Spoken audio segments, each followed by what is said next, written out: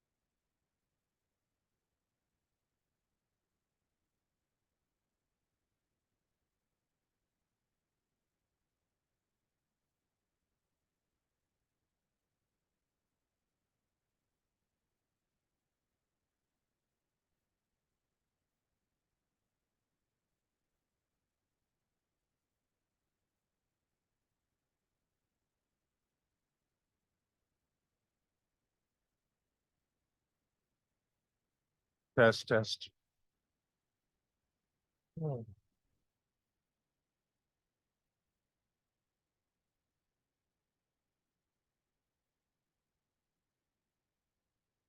Okay, if you just want to find your seats here, we'll get rolling. Might be the only time we're on time. Oh, we're 2 minutes late, so keep going. There's a little bit of a backup at the registration booth as people come in. Okay, let's get her going. So the Victoria Inn and Conference Center is located in Brandon, Manitoba on Treaty 2 territory.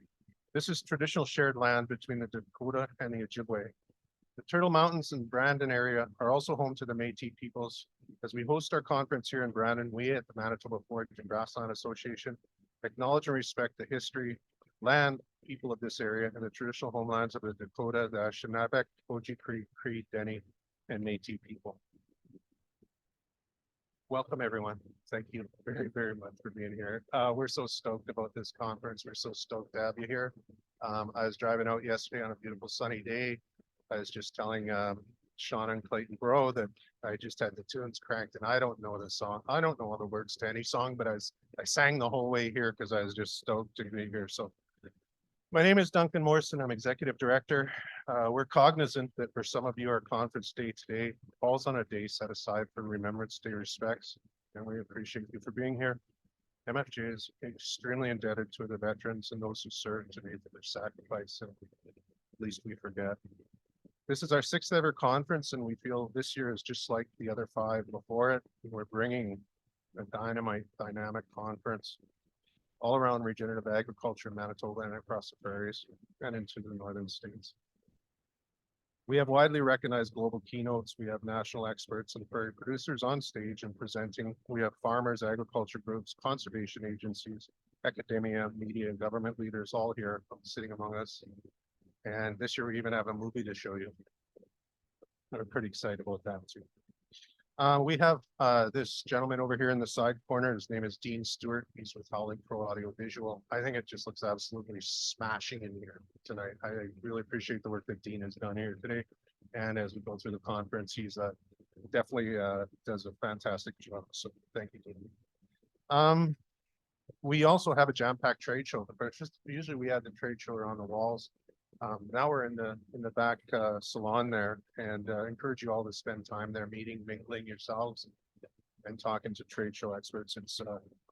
They are truly experts of their trade, and we really appreciate their support, as well as our incredible conference sponsors, who you'll see some videos from some of them as you're going through.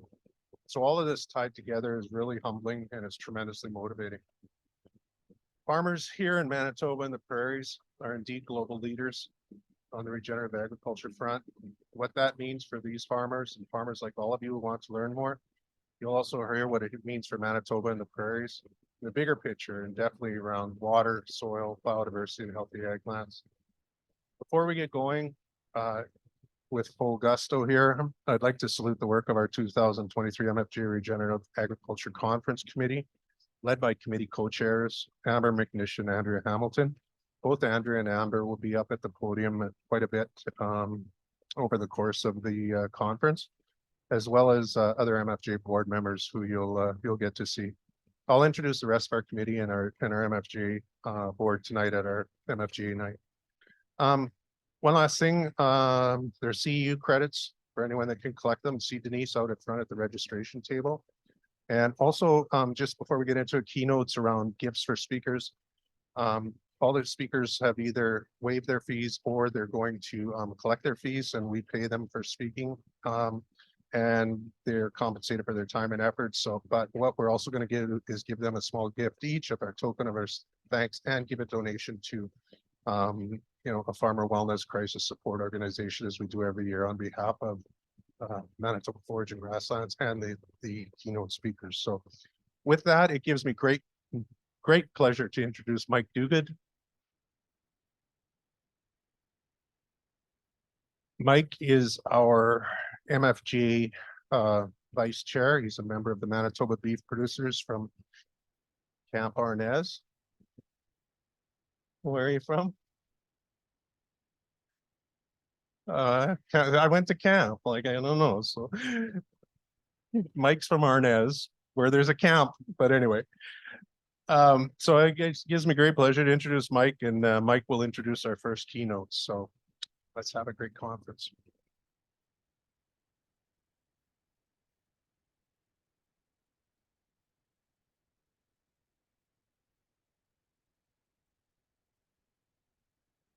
Hello, everyone.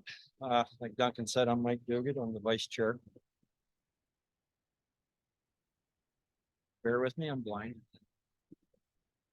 I'm up here to introduce our first speakers tonight or this afternoon, Tanis and Derek Axten.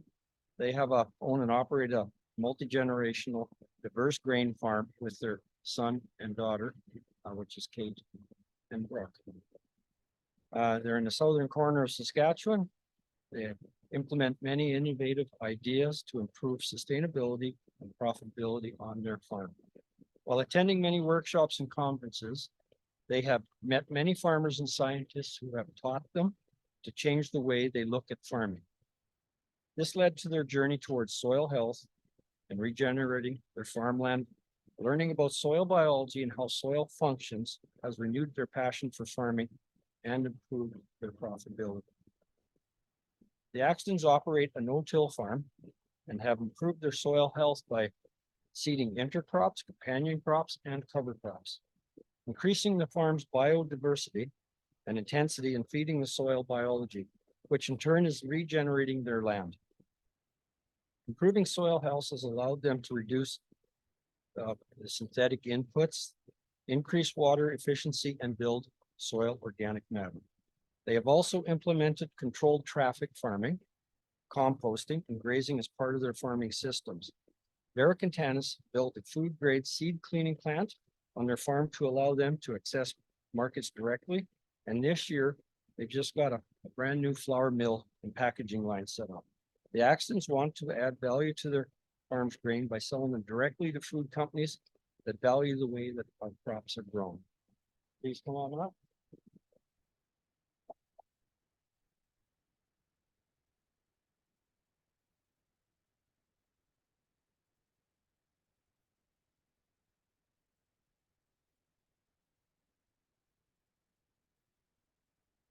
Thanks, Mike. Thanks, man.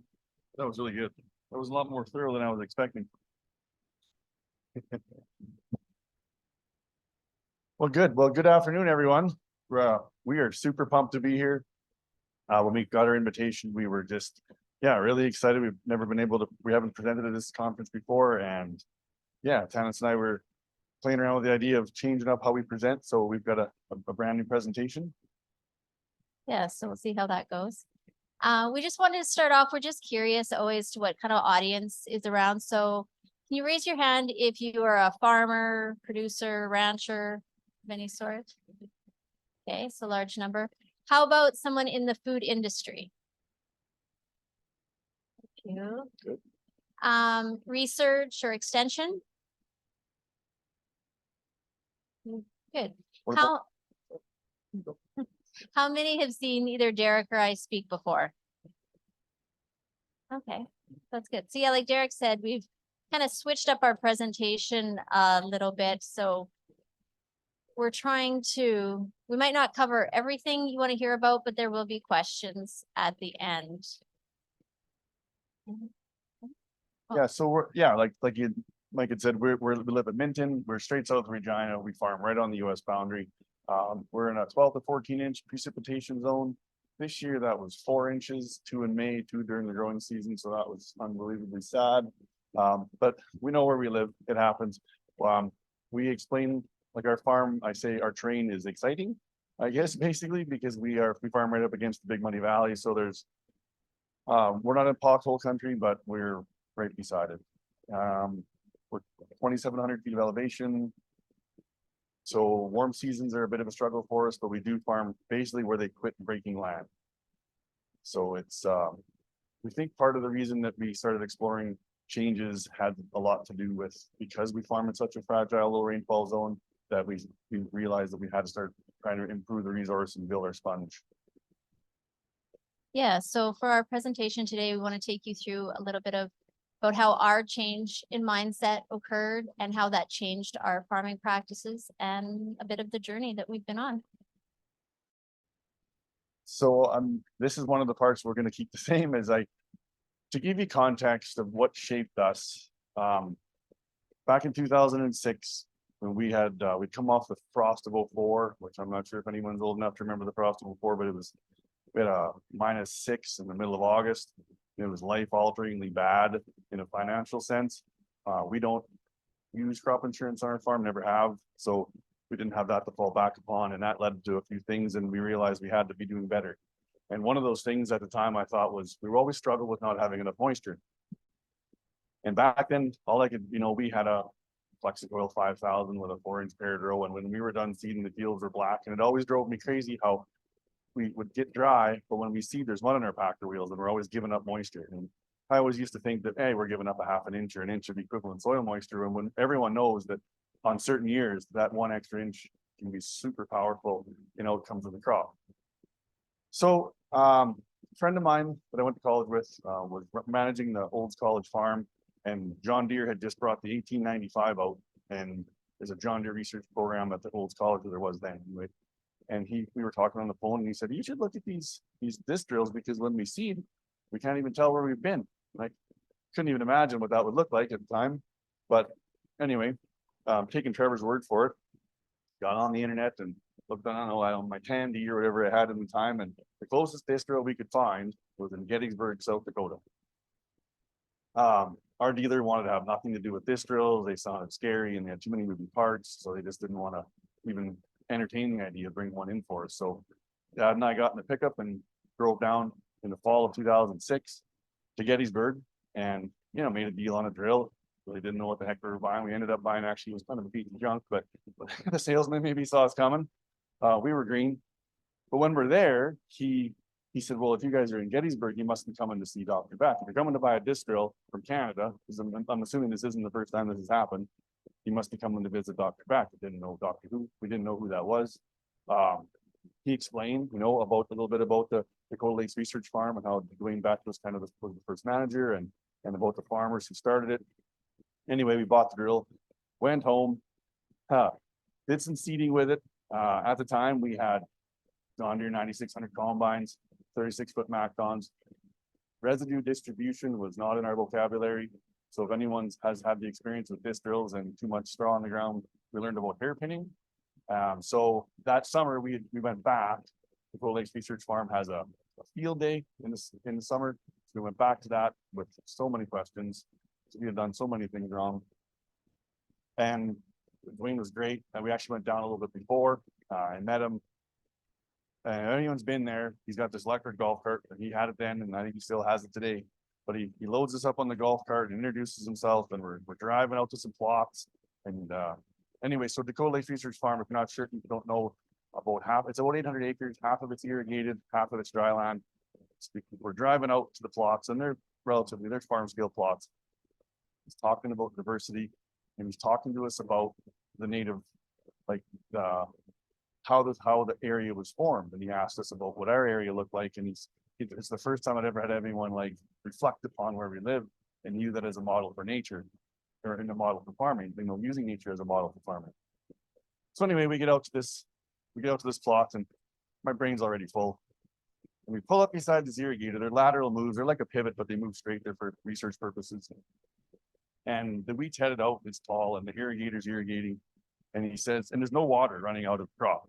And he says to us, how much rain do you think that irrigator's putting on? And I've got the only irrigation pivot in our area within 200 miles. I got a cousin that has a pivot west of Minton. And if they put on more than a half an inch of rain, it runs. Like, it's just how it is. So we all guessed like a half an inch. He said, would you believe 2 inches in 9 minutes? No, I would not. That's impossible. So we get off the golf cart, walk around behind the irrigated laterals moving away from us. You can reach out and touch the water in our loafers, and our shoes don't get muddy. It's the first time I saw a person put a shovel in the soil. I'm 24 years old at this point. I'd been to agricultural school. We had never put a shovel in the soil. My agronomist we had hired at the time had never done this. And he showed us aggregation. He showed us earthworm channels. Also things we had never heard mentioned in conversation. And he said, this is something you can change, which was something I had been told in school that I could not change. So I'm like, seeing is believing. And anyway, that was the beginning of the change. I honestly, I'm a slow learner. So multiple trips back to Dakota Lakes, basically every summer. 2010, we're on our way down. We're at a field day in Wing, North Dakota. And it was actually mostly about cow stuff. So we weren't a cow farm anymore at the time. And we're standing in line waiting for a hot dog after. And I'm kind of disappointed that there was no conversation about grain, you know, how to integrate grain farms into this PAL system. You know, sort of the opposite of what we're trying to do today, but I was asking these guys ahead of us, do you guys know anybody that's doing grain farming with this, you know, whatever farm? We didn't call it regenerative, then I don't even know what we called it, but then I get a tap on the shoulder. It's like, well, I do some of this. I farm over by Bismarck. My name's Gabe Brown. Why don't you guys, after you get done at Dakota Lakes, why don't you stop by my farm? And so I didn't know who Gabe Brown was either, so I was a celebrity blind, I guess, at the time. But we went to Beck's, learned more, come back to Gabe's, and that was our TSN turning point, because seeing was believing. And the problem prior to that was we were trying to check the boxes that Beck had given me, you know, the no-till, the stripper headers, all of those, the diversity. We were just doing it in such a, I don't know, mechanical, the way we had been approaching agronomy prior to that, right? We were just sort of doing it as we were told and not looking at our own systems. But being on Gabe Brown's farm that day was what changed the way that we seen things. Okay, I got to keep moving. But so this is a little bit, this is actually a slide from our farm, and it's because I had seen what Gabe had showed us, the same thing you guys have seen. It was the shovel in the soil. We saw his chocolate cake, and I just assumed, well, obviously you've got better soil. It rains more here. You can always make the excuses, until we walked across the road at his farm to that poor bugger's farm. I don't know who that guy is, but he really gets it. He mustn't have a TV. And it was minting. It was like, you know, and we're 5 hours from Gabe's farm. I'm 5 hours from North Battleford. So when this is like geographically, rainfall, all those things, we're close enough. I can believe this. Coming home from Beck's, it's 10 hours. They're corn and beans. But Gabe, they grow a lot of the same things we do. And that was an amazing change. So Marla Mintz was at our place 5 years ago. Anyway, and we had never done a side by side. I just don't walk in my neighbor's fields, but we had just bought a neighboring farm out, and she said, do you have any soils you want to compare? So we had it was that spring or that summer, first growing season. And watching your soil change is a little bit like watching your kids grow up. You don't ever notice the soil until you look back at pictures from 5 years ago and you can see the change. So for us, that really kind of reinforced the fact that we had been going the right direction. We never ever say that one thing is right or one thing is wrong. It's just, as long as we're going the right direction overall, that's what we want to be trying to accomplish. So Derek, as he tells these stories, it's a lot of we, but truth be told, it was him. He was going to conferences, learning things, getting excited. I do the book, so all I knew was he was coming home and buying new equipment all the time, changing things. And so my journey and my change in mindset was a little bit later. He started taking me to conferences. And I remember the first time I heard Ray Archuleta talk, and I was so excited. I was like, oh, soil, this is how soil functions. And then I took Dr. Elaine Ingham's Life in the Soils courses and learned even more about soil biology. And for us, it was kind of embarrassing. We've been farmers all our lives and had been so focused on everything that grows above the ground. We've never paid attention to what was going on below the ground. So once you learn about the soil food web and how soil is supposed to function and how there should be all these microorganisms cycling nutrients, you know, creating the structure so you can hold your moisture, it changed a lot for us. So after I took these courses, I was really excited. I started large scale composting. I make compost extracts. I really thought, because I looked at our soils and all these things I'd learned about, I wasn't seeing these organisms in the soil. I was seeing a lot of bacteria. So it was very disappointing. So I really thought we need to get these organisms back into the soil. So for years, we've been making compost, putting in compost extracts. It's kind of a probiotic. Let's get these organisms back out there. As times went on, I realized the number one thing we need to do, rather than making sure we get those organisms out there, is creating an environment for those organisms to survive and thrive. And it's really hard when it's these little organisms that you can't even see. So I just want to use this as an example. It's my sister-in-law, Laura Heimer's. She made a little rock garden this summer. So it's just some overflow from her rain barrel. She put in some native plants. When you walk around on our lawns, mean, as Derek said, we're quite dry. You never see a frog. She built this environment and she had frogs popping up everywhere in it.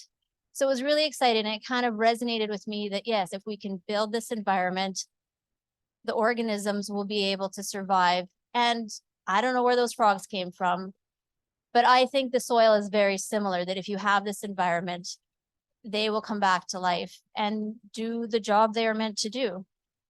So Derek's going to kind of take you through now some of the practices that we do on our farm, which the goal really is to create that environment for the microbiology. Well, the whole soil environment, really. Yeah, so this will be a little interactive. So disturbance. What are some forms of disturbance? Just yell them out. Good. Well, good. Fertilizer, yep. Spray. Hail, yeah, hail sucks. Erosion, good. Pardon?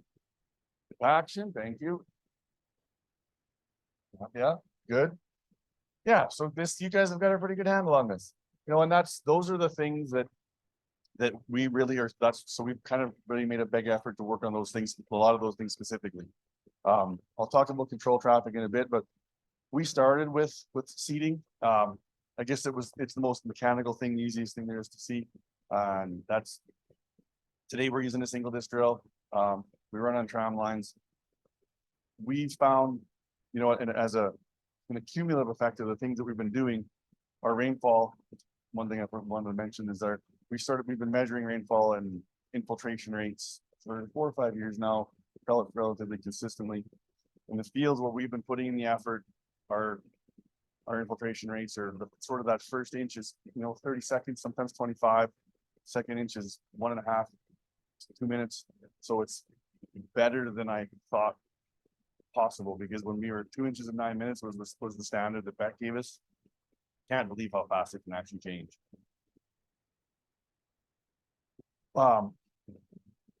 Some of the things that we've noticed that surprised me is how when we've been doing less, we've been seeing the crop responses, which goes against there again, a lot of the things that we've been taught. We recently invested in a unique technology, I guess to get into some technical stuff. Because our soils are so different from low spots to high spots, like we've got 1.5% organic matter hilltops, 2% now, actually probably down to like 6.5 or 7% organic matter low spot, because the good stuff went to the bottom, you know, from all of our years of tillage. But when you come to things like residual herbicides, application rates for those are significantly different, where you can be 50% more or less. And we've always, like we were having a chat this morning, how I've attributed the lower yielding on some of these hilltops to just the fact that they're lower organic matter and they hold less water. But I really think a lot of what we've been doing is over applying herbicides, because we're not an organic farm, we still use herbicides. But we 3 years ago we invested in a Netherlands built sprayer that has the ability to do nozzle by nozzle variable rate. And that's one of the few things I've ever done that we saw immediate response. Our hilltops perked up to the point where I didn't realize that they could have done that well. Our farm is slot mapped. I mean, we can argue about which is the best variable rate method, but that's what we use. It seems to fit where we are. So the combination of being able to variable rate our residual herbicides, and we've also got a weeded system on it. This fall we sprayed glyphosate across our farm because it's a tool. We've been testing our grains that we sell. We've never had a measurable level of glyphosate or AMPA in any of our grains, and that's kind of under a traditional glyphosate use model, never on the crop, just on the field, spring and fall. But with the weeded system, actually, we were at 9.5% application rate, so it's only spraying on the green. When we first walked the fields, we thought 25 to 30%, but we did so much testing. We were so unsure about it, and the ability to reduce that one, just one input by 90%. And for us to think about that now in terms of years, this will be year after year, I think is going to be significant, because I really do think that the chemical and residual herbicides are holding us back. When we go to Tanis's farm and we see some annuals for her brother's operation, we take very tired perennials out of rotation, and we seed annuals, and we do that with very little synthetic, well, actually no synthetic fertility, just the biological brew that we use in furrow, which is it's a biological food in furrow, and that's nothing too special, but the production that comes from that always astonishes me. And the only thing that I can think of is it's like, obviously there's better structure, but there's been no residual herbicides. And I really, disturbance is easy to think about this compaction and surface disruption, but the disruption and the disturbance to the biological community is hard to see, but it's obviously there.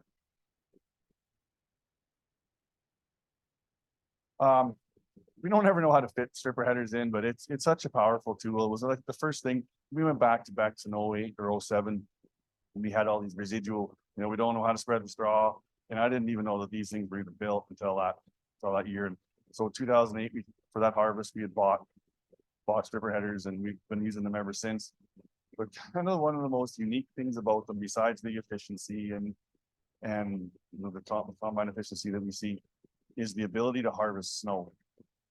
Our train is rolling, and if you cut short when the snow comes, it always comes with wind, and we get these 6 foot, 10 foot deep snow banks on the side hills, and our hilltops are bare. So anything overwintering, like if you want to grow fall crop, any kind of fall overwintering crops, they'll winter kill on the hilltops. But in strip stubble, the snow is even from one end to the other. First year we bought stripper headers, coffee shops were all like, Axtens aren't going to be in the field till July because the snow, because all the strip stubble, it was derm, it all filled up, and I was worried. But because of the snow stays fluffy, insulates the ground doesn't freeze as much, the water melts at the same time, the straw sticks through, it attracts the heat and it melts. It's surprising. How many stripper headers are in the room? Oh, it'll go off. When it's funny, it's all perception, right? Because our neighbors actually had us worried that we were going to catch too much snow, have too much moisture, which when we think about it now, no, that's the goal. And so, yeah, it is exciting to see how, instead of the snow banks, you have this even melt, and we're out in those fields earlier.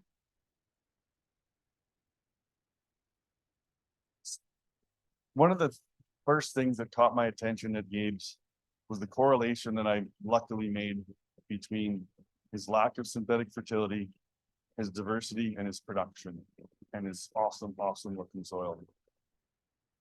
And if we come home and try to look at our operation and how do we add diversity, and we were growing 6 or 7 different crops, and so we kind of thought we were being diverse.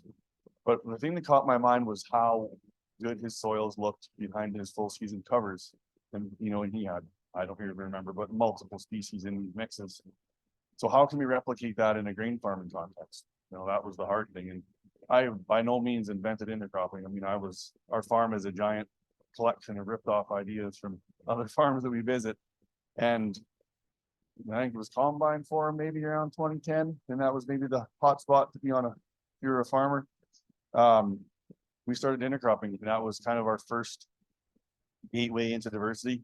That allowed us to get 2 crops. It also allowed us to pull back on synthetics. So with our intercrops, we just pulled our synthetics out, grew 2 crops together. And I still, to this day, credit the fact that it turned out, for whatever reason, that we're here today, because I don't know what would have happened. We had excellent success. From there, we just kept adding more crops. To the point of 2014, I went to Redverse, Saskatchewan, because I heard there was a crazy lady at Redverse growing chickpeas. And I don't know if anybody's familiar with chickpeas, but in the early 2000s, we grew ourselves out of seed. The disease just ate us alive, and everybody quit growing them. So in Redverse, where it's wet, way wetter than where we are, we thought, well, she can grow chickpeas, anybody can. So we drove up there, and in 2015, we seeded about 1,200 acres of flax and chickpeas, just because that's how we do things. And it was phenomenal. So we've kind of been half the farm of some form of an intercrop since. We found it was a good entry point for us to start pulling back on synthetics and then measure the success based on that. But we always still we struggled with the fact that we were having trouble building pollinator species. Lots of places, it's farmland against farmland. I'm sure you guys are familiar with that. We do have grasslands in places. And I don't even remember where I was, but we saw places where these guys had planted these diverse mixes along their farmland in places like Iowa, where farmland is very expensive. And it made me think, if these guys see the benefit, maybe we should do this. So we've 5 or 6 years ago, we started putting in some, we call them pollinator species. They were very diverse, but alfalfa surprisingly has taken over most of them. We were trefoil and alfalfa and sunflower and a bunch of flower species, and they did look beautiful. And now they've kind of turned into a monoculture, which is strange over this much time. But we have 60 feet along the ends, and then we use the edges to square up because of our control traffic. We use the edges to square up the fields. So a field's going to become a rectangle. They've added efficiency. We haven't seen kind of the way we look at fields usually is on a profit per field basis, and haven't seen a change. But the amount of life that are in those strips around the outside is mind-boggling.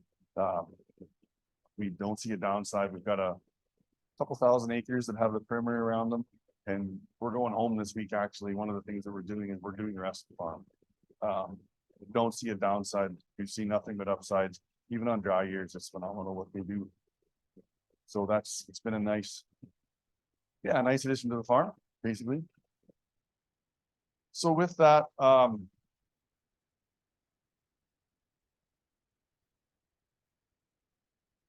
sorry, this is learning hiccups. Anyway, the other thing with diversity, we do grow some. We don't have any photos of it, but we grow multi-species covers and some monocrop covers, depending on what we think the resource needs.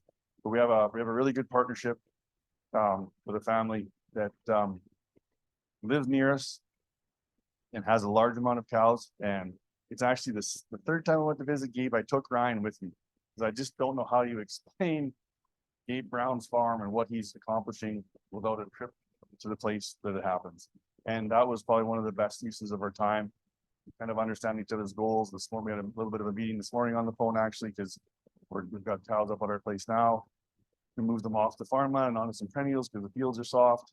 And just like it's an amazing partnership that you can build if you have very clear goals and expectations for each other and communication. I mean, he'll bring groups of anywhere from 400 to 600 cows, basically, to us to make it easier. We've built 19 miles of fence in the last couple of years to facilitate more livestock. We've never seen a downside. We've always seen an upside. It works good for them. It works good for us. It's a community building adventure, really, because if they can grow their herd, they can have more employees, and they have more employees, there's more people in our town. And we always have a bit of a joke about this. You can choose I don't know if anyone knows who Mark Heimer is, but it's Tannis's brother. So you can always choose your friends, but you can't choose your family. But every time we get together and have an argument about something, this is Mark's answer for everything. The answer's cows, obviously.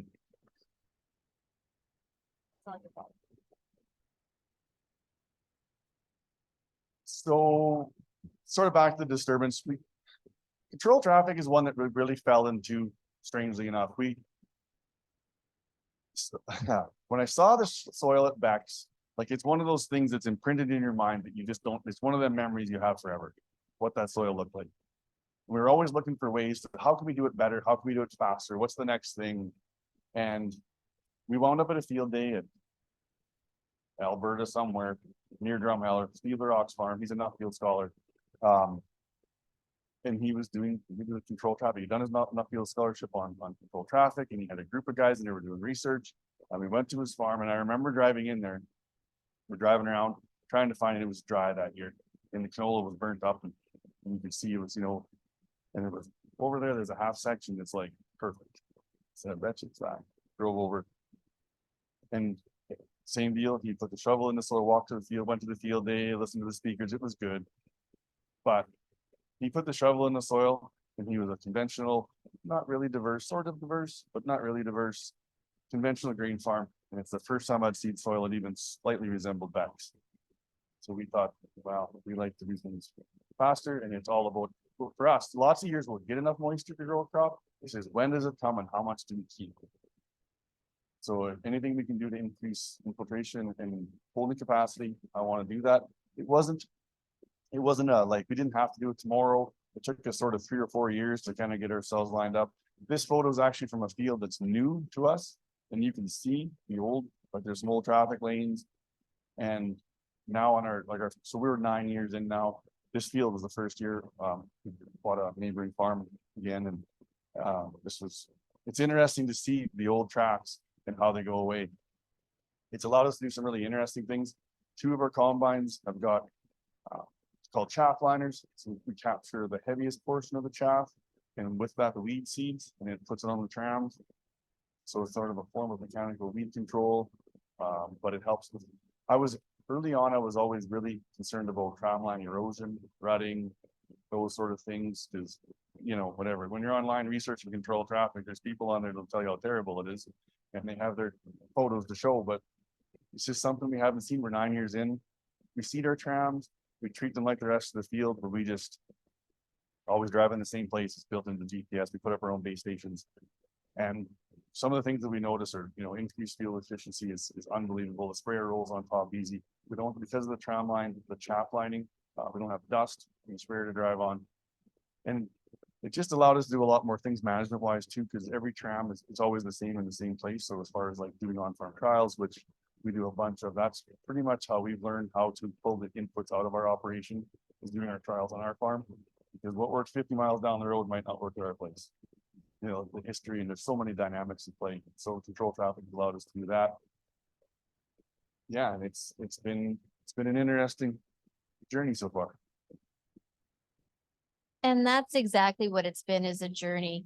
You know, we talk about all these practices, but they've been 15 years in the making and changing and thinking you have something figured out and then deciding, no, that doesn't quite work. I think Derek has had every disc drill there is on our farm. He says he's happy. So let's see, we've gone 2 years in a row with a K-Heart. So hopefully that sticks. But it really is a journey, and there is no end. So as we've gone through and done these practices, you know, we're very invested in our soil and the crops we grow. And it really changed the way then we were looking at our crops, and no longer looking at them as commodities, but as food. So that leads us down a whole new path. Yeah, and that's one of the beautiful things about conferences like this, is the ability to get together and share ideas. Because I sort of liken our soil health journey a little bit to like going to the gym the first time. I don't know if anybody's walking, especially if you haven't done any homework or you don't have a coach. You walk in the gym and you don't know what to do, and you want to get better, but you don't know where to start. Which is a completely different experience if you had a coach, or you had a peer group, or a group of buddies to go with. You keep doing it, but you go back, you have accountability, you have ideas to share. And like that's why we think this is such an exciting time, because unfortunately when we started, when we were new, we had to go to the States to talk to somebody, and it's been really exciting to watch this thing grow. And yeah, that's why we're really excited to come here and share our stories, because a lot of it is simply about saving people from making a lot of the same mistakes that we did. I mean, we made our fair share, but Yeah, and it might be, my background was I was a high school biology teacher before we got married. So education is key. Like Derek said, we went to conferences, we found mentors, became part of peer groups. And then to pay it forward, we like to go to conferences and share whenever we can. Been sharing more and more actually with universities, just doing Zoom classes, talking to classes. It's nice to share with even younger folks who haven't, you know, everything is new and they're excited, and it isn't as daunting to change when you're just starting new. So we also are part of some boards to try to not only learn, but share and help out when we can. Derek's part of SAS Soil and Farmers for Climate Solutions. I'm on a technical advisory committee for Alice and part of Regeneration Canada. And they're great groups that are just trying to help get some education out there, help with networking and connecting. And it's really helped us move a long ways, because I'm the type of person who I'm pretty content just to stay home and work. So if it wasn't for Derek pushing me out of my comfort zone, going to these conferences, learning more, I'd probably just be doing the same thing I did last year. So it's fun to go somewhere and get inspired. And then once you get on that mindset and you get excited, it just makes it more fun. It's no longer a job. It's something you can't wait to try something new or see what happens. And another really huge part is community. It started, number one, just trying to build more community in our soil and increase our soil food web and get it functioning. And then it spilled over to the farm, and we changed really how we run a lot of our farm. Derek even took a leadership course, and how can we mesh better as a team on our farm and work together and educate our employees and get them invested in what we do. And this past summer, we hosted, with Regeneration Canada, they put a farm to fork consumer event on at our place, where we had about 50 people come, and we had a couple local places use some of our products, our flours and our grains to make a meal. And it was very empowering to all come together. So we're also finding it now fun, not just to talk to producers, but to consumers and see where their thought processes are at, what they're looking at, and educate them to how actually food is grown.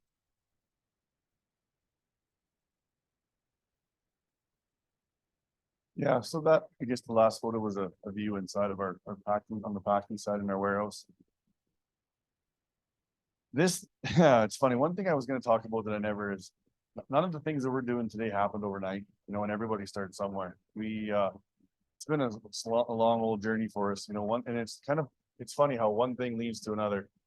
And, when we started intercropping, you got an intercrop and you have to do something with it. So we tried quick cleans and rotary screens, which don't really give you clean anything except the desire to have something better, but it was a learning tool and it was something that got us to the next thing. Then we wound up with a mobile seed cleaner, basically on a semi trailer, which is a good learning tool. We ran that for about 5 winters. And it was funny because it started off as something, it was going to be a month in the fall. We'll separate our intercrops, we'll put it away, and then we'll do our normal winter things. Well, 1 month turned into all winter of every day possibly you could be outside, and it's -30, and Tanis is holding the reset buttons down and I'm pulling conveyors to make them go because we got to get things clean. We got into growing gluten-free oats for a program, and then we started doing seed, and we got into cover crop seed, and sort of one thing leads to another. And I'm like, if we're going to keep doing this, I'm not doing this outside anymore. So we started thinking about a facility and what we would like in it. 2017 comes along. It's a dry year for us, but a lot of wonderful things happen.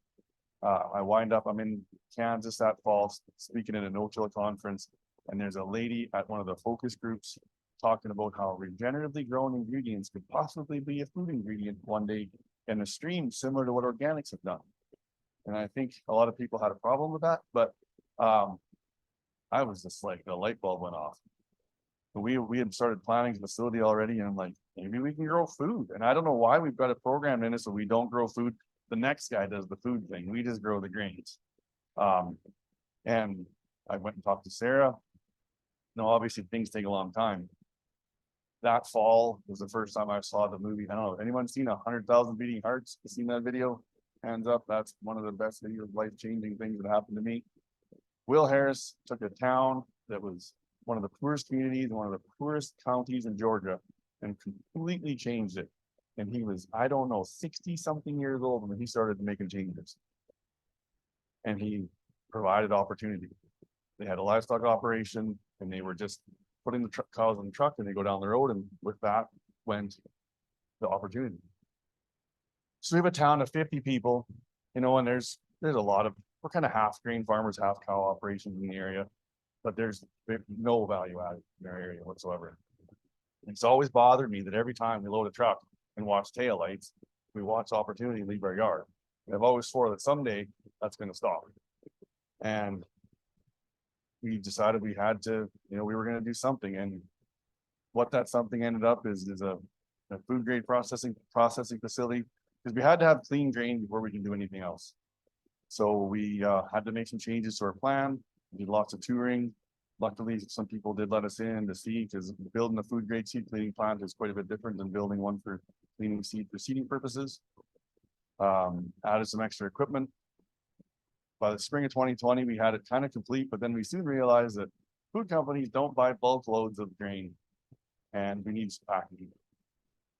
You know, at the same time, we decided, you know, we need to, you know, there again, a lot of them don't just buy grain, they buy ingredients.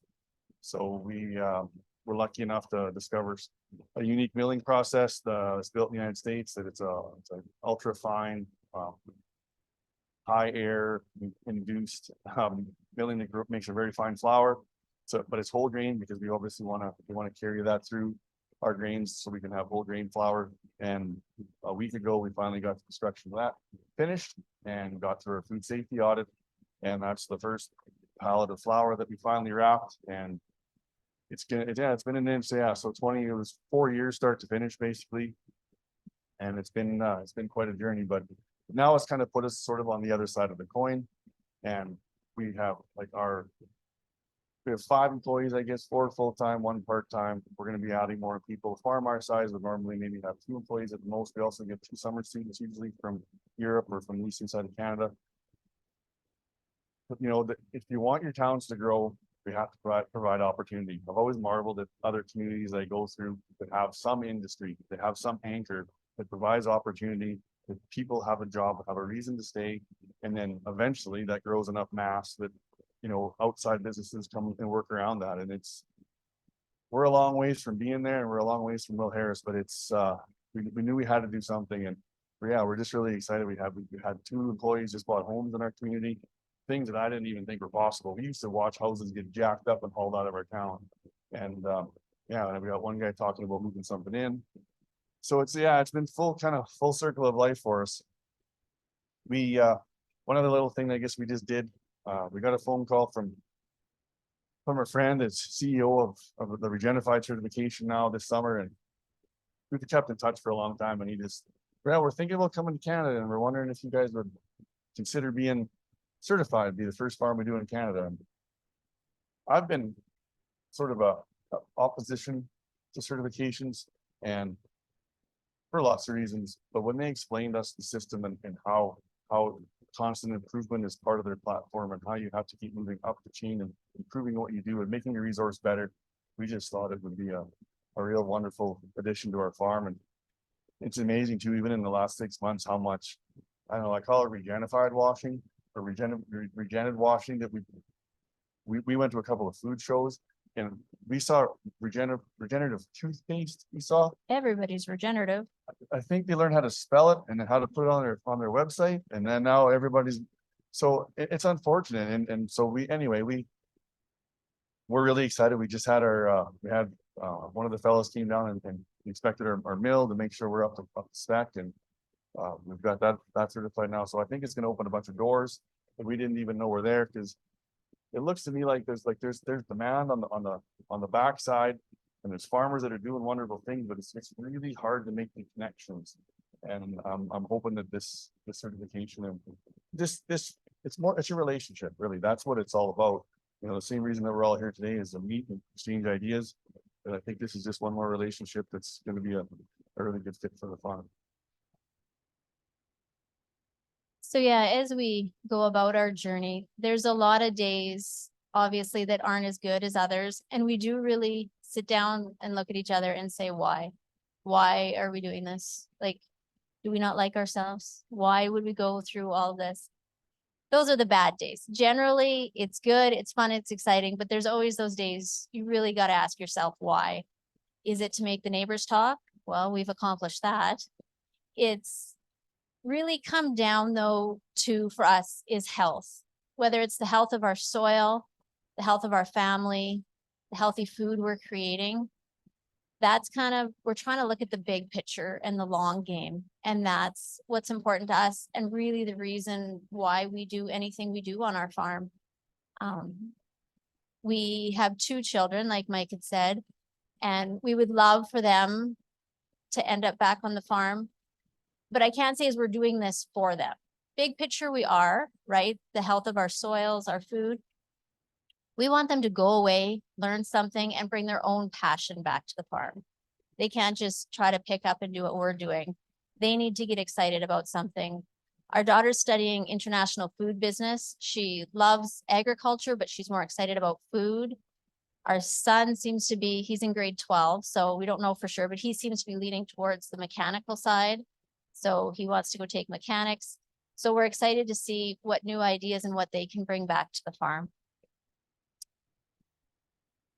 And I think that concludes our presentation. Yeah, thanks.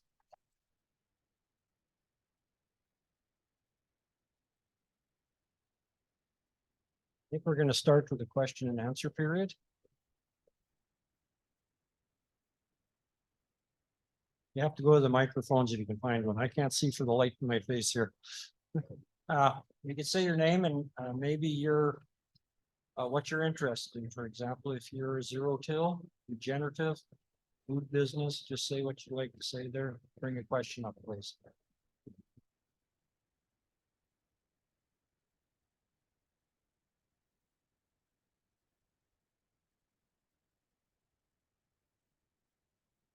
Hey, I'm Aiden Sodas. I'm from Bertle, Manitoba. I just graduated this year and I'm gonna take my agriculture and U of M next year. I just had a question about your stripper headers. How do they deal with the like little sunlight getting into the new crop in the spring? Something I can never say that we've seen as a downside. Our stubble generally stays standing for the most part. If we get really, really heavy wet snow, it'll break it down and it'll lay down and we'll get kind of a matting effect, but for the most part, it stays standing. And I'm assuming you've been in an airplane, you know, like when you're up and you look down, like every crop looks like crap. at the top. It's amazing. Like you think you got a really good crop and you look down, you're like, where is the crop? But there's something that, yeah, it's never been too much of an issue. Like where it gets laid down really thick, we've seen. But one thing about the drill that we currently own, it's seeming to cut through quite well and giving us a little bit of a black spot. I've always been sort of not sure which side of the fence to be on with that, but it does cut and displace enough that it's been good. Yeah, we find the standing stubble actually creates its own little micro environment. And I don't know, even when we watch the snow melt, it'll melt away from the straw first. So I don't know if it soaks up some heat and gives it away. I don't know the science behind it. But it also, the new plants coming up between that stubble are so protected from wind and all types of erosion. It also gives them a bit of a benefit that way. One of the other things that, and I don't have science for this, but to me, part of the reason I think we can get away with such little fertility as well too is because the stubble stays standing and it doesn't lay on the ground. It doesn't tie up as much nitrogen. So what our CN ratio stays lower, and then over the season, basically it kind of falls down. And then year after year, we sort of get this map on the ground. Thank you. Yeah, thanks. Good question. Thank you for the presentation. I have two questions for you. The first one is, do you do any nutrient testing of your food products that you're selling? And is that part of your promotion? And the second one is, have you measured how much water is in your snow equivalent that you're catching, soaking in soil? Snow crush is great. The answer is no, but yeah, we should do that. We've never actually done that because the density of it is significantly different. Because you can walk in the strip stubble, like, it doesn't matter, it's always soft. But it gets where it's all wind blowing, it gets hard. So, but it would be interesting to know. You can maybe put a pail out there. I don't know. That's a good idea. I don't know how to do it. Yeah, because we've done it with just mineral crop out in the cow pasture, and we've seen the snowberry caught in snow, we'll have 4 inches of moisture in there in springtime. So I'm just wondering, are you catching out there that same amount? Because you're catching a lot, and when you go out there, you can't see any moisture, but it's also thin. Yeah, that's what we've noticed is the runoff is significantly less. I don't think the ground freezes as much, so it stays more, you know. It'd be a good experiment to do. Yeah, be good. Oh, nutrient, we have been doing nutrient testing since I'm not even 5 or 6 years. Part of the problem is multiple problems. The lab we've been using has been inconsistent at best, as far as getting us results back. And then we've been growing different crops, so it's really hard to compare. That's part of the problem. What we do is we grow different crops we grew last year. That's getting better the last 3, so that's helped with consistency. But we did have a meeting with Eric Smith. So Eric Smith is one of the primaries at Audacious. They're nutrient testing. They're now partnered up with the Bionutrient Food Association, and they're working together with the lab. And we had a meal with Eric, and all he said was our results are off the charts, and we're gonna have a meeting, but we haven't had that meeting. We were hoping to have the data to show you. But he used the words off the charts, but I don't know what chart he's talking about. But I know that Jill was excited about it too. That, like they're seeing, I know zinc and manganese, I think were some of the ones that were significantly higher, like 10x, 7x, like a lot. So I don't have the data to show you. So that's what, but that's the, Yeah, it seems like the science is a little behind there and they're still working on the databases and how to compare it, but I think that'll be the future and it would be a great marketing tool for us if we can get it into place. I did specifically ask Eric though, if they are confident enough in their process to put, so we can put that data on our labels, and he said yes. So that is to be determined, but I think that's exciting because there is a difference. Right now, the labeling that's out there is very, what's the word? Vague. Well, and for example, our daughter used to sell small grains on our website and I know there's rules. So I talked to CFIA, you know, what do I gotta do? What do I do for nutritional labels? And she told me to Google it. So when you're looking at your nutritional labels, you know, I don't know what all the rules are, but we would like to have, yeah, actual facts, what nutrients are in our products. Right. So I think the biggest factor is you may have nutrient requirements on yours at a certain level. But what do you compare it to? What do consumers know the differences? Yeah, Thank you very much. Thank you. Great presentation. Paul Gregory, like forage seeds from Mountains Interlake.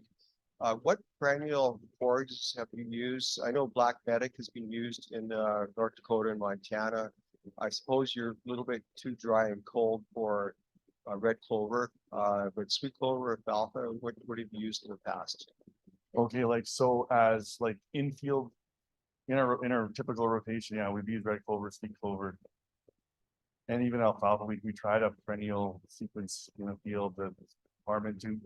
On wet years, it was fine. On dry years, it was quite bad. Interesting enough results though. We took that from Beck. He has a corn and perennial alfalfa, corn on corn. It's phenomenal. With no fertilizer. We're around our outsides. We've been using perennial strips like alfalfa, sandpoint, trefoil, red clover, skunk vetch, basically every flowering broadleaf we could get, and then a couple of grasses that look pretty like the Hurricane wilder eye crest. Well, some people hate crested, but it doesn't. It looks nice. And so, and we don't use it for forage, so it's just something we wanted to kind of be aesthetically pleasing, and then that's basically what we're going to put in when we go home. The same. Yeah, that's basically the same sort of mix we're going to put in. But yeah, no, it's good. Thanks. Good afternoon. I certainly enjoyed your presentation immensely. I too produce food. My name is Jacques Saquet. I'm from Laurier. The food I produce is bison. But my question has nothing to do with that. My question is, which is your preferred seeding with drill size, or the spacing rather, I should say? Oh, like row spacing? Yes. We can go drink beer and talk about this all night. We're in 10-inch now, and I think it's kind of a compromise. The reason I haven't gone wider is because there's times we have to swap, and because of control traffic, we always run with the rows. And that, if someone told me I'll never have to swap again, I'd go to 15s tomorrow. I'd go way wider. Yeah, it just, I think, yeah, for us, in our scenario. Yeah, I guess that's the short answer. Thank you. Hi, I'm Brent Van Conant. I'm consultant in a little farm in Carmen area. I'm really curious about your intercropping experience, and kind of a two-sided question. Where are you at with weed control options and pressures in some of your intercrop options? And what have you realistically landed on for cleaning up farm level? Most people aren't going to go to the expense that you have to get to food grade, but for somebody just sort of experimenting and working in that world, what seems to be the separating strategy? probably from my experience, there's a couple of relatively inexpensive entry level separating, like a rotary screen with properly sized screens and care and attention put into it that I probably didn't give it. Is probably the easiest. Bench makes a neat little trailer mounted air screen with an aspiration, and they actually have one model where you can make a third separation.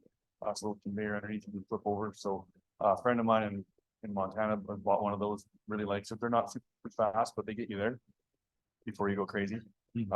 And I always recommend people buy mobile things to start with, because if you decide, hey, I don't want to do this anymore, if you have that thing in your yard, you're fairly committed. So weed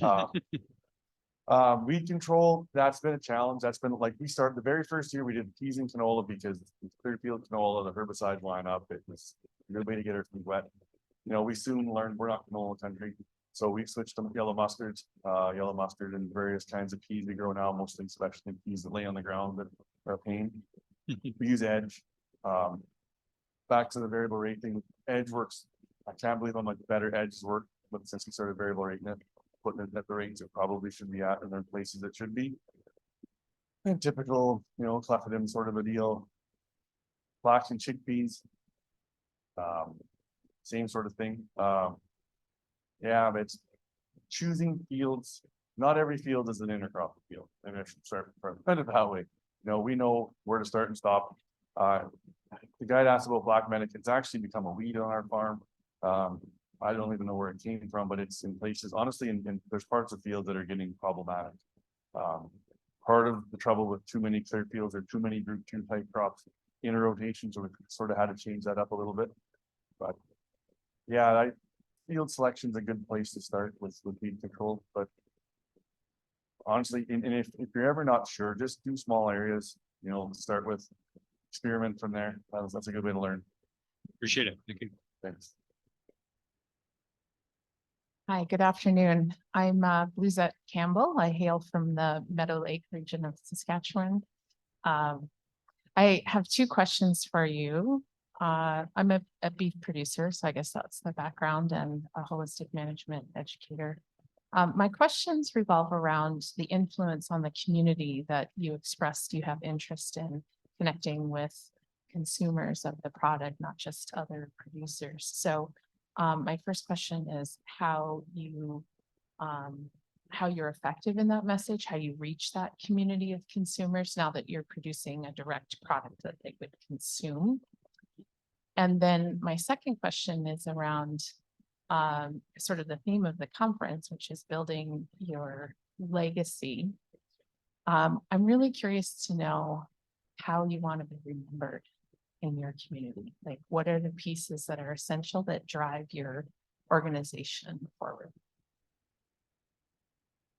Well, as far as the consumer question, that's kind of where we're at now, trying to build that community, make that connection.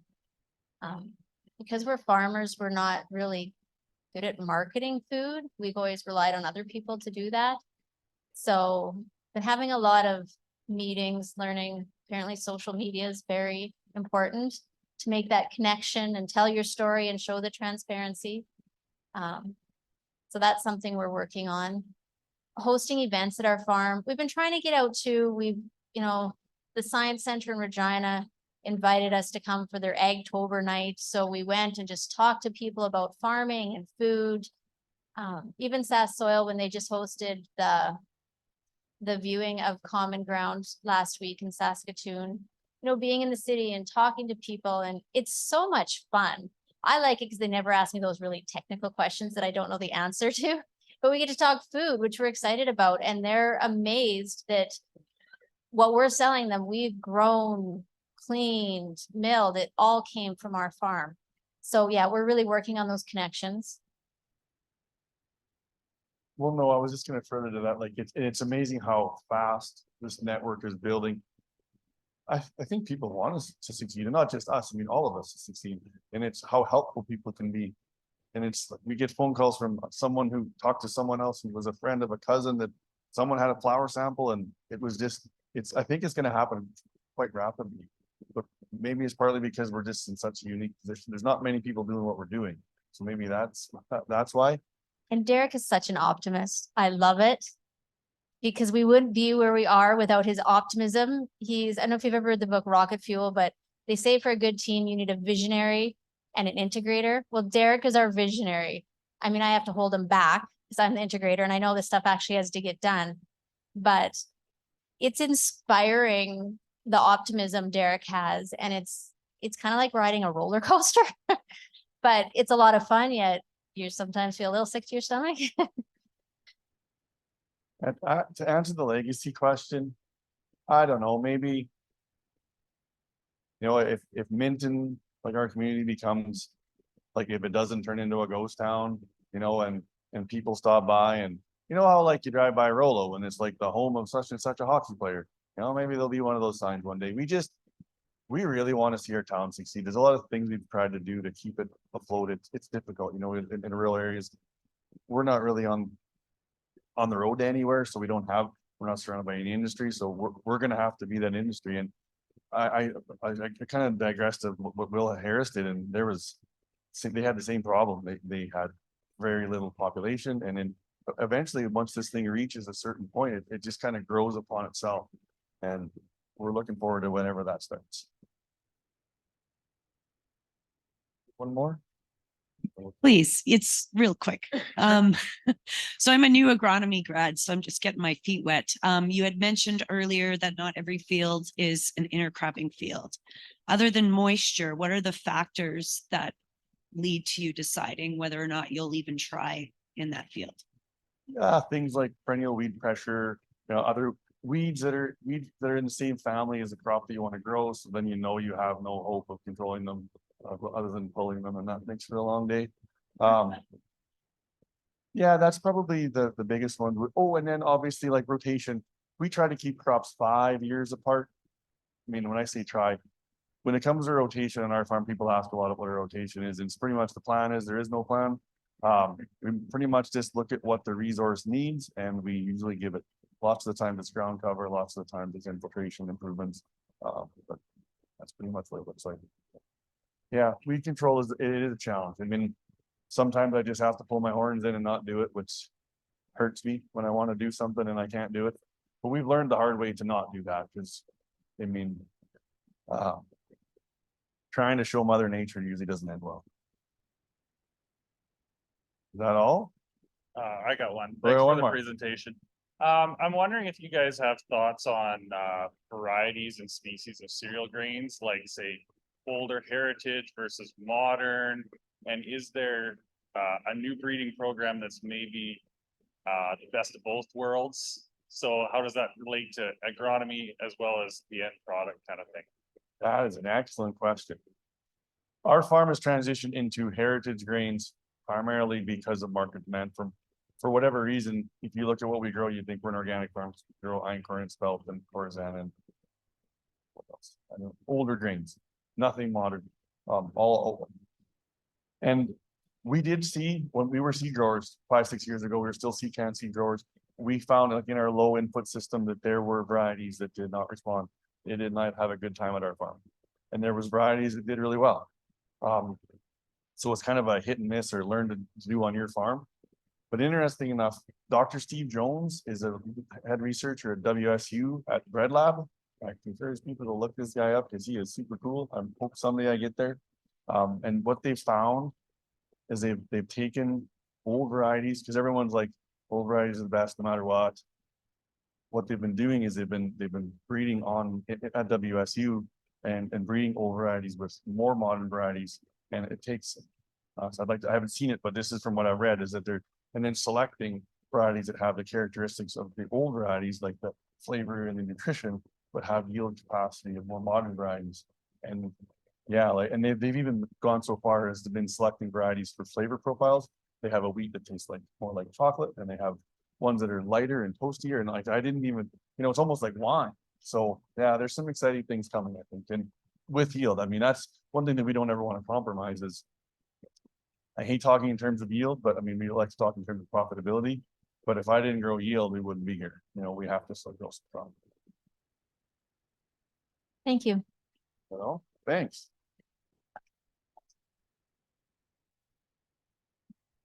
Thank you very much.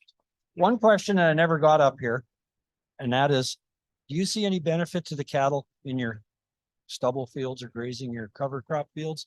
We've all talked about the agronomy of food quality and that. Last gentleman took it out of my mouth about growing those heritage seeds. I was waiting for that, but he took it.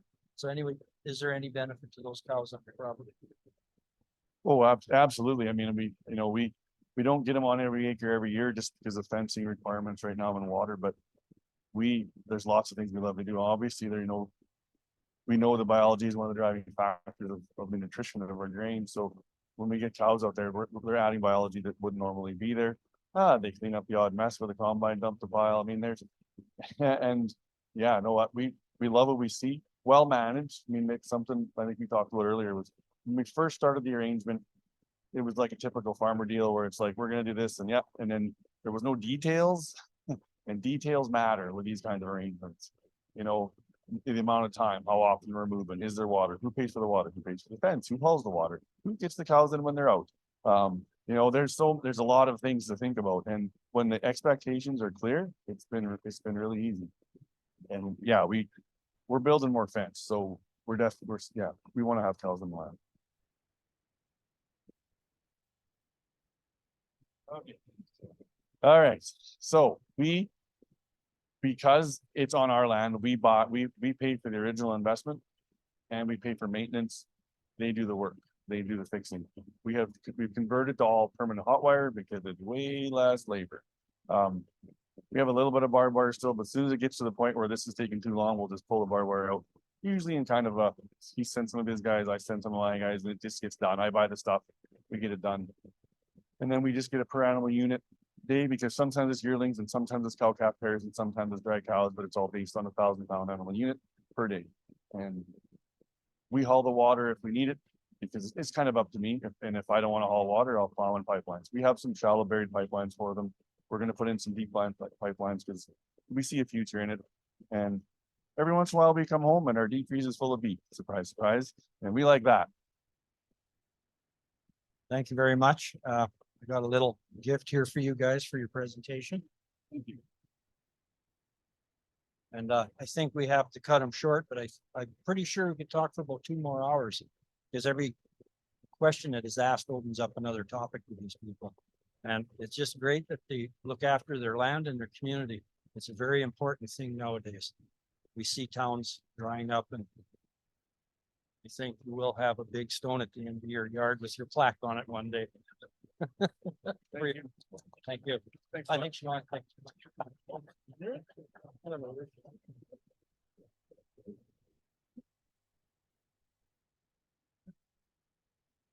I think we're going into our producer panel now. Is that correct, Duncan? And I'd ask Jim Appleby to come up and Kristelle Harper.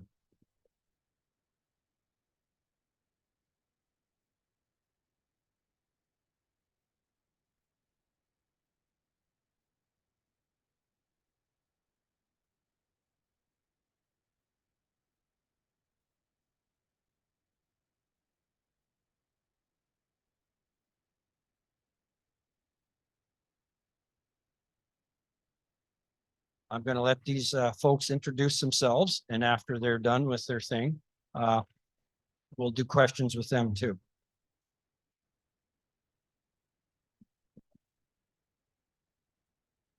Okay, well, that was a great presentation to start the conference with and to hear. And I guess, well, we'll just introduce ourselves. I'm Jim Appleby.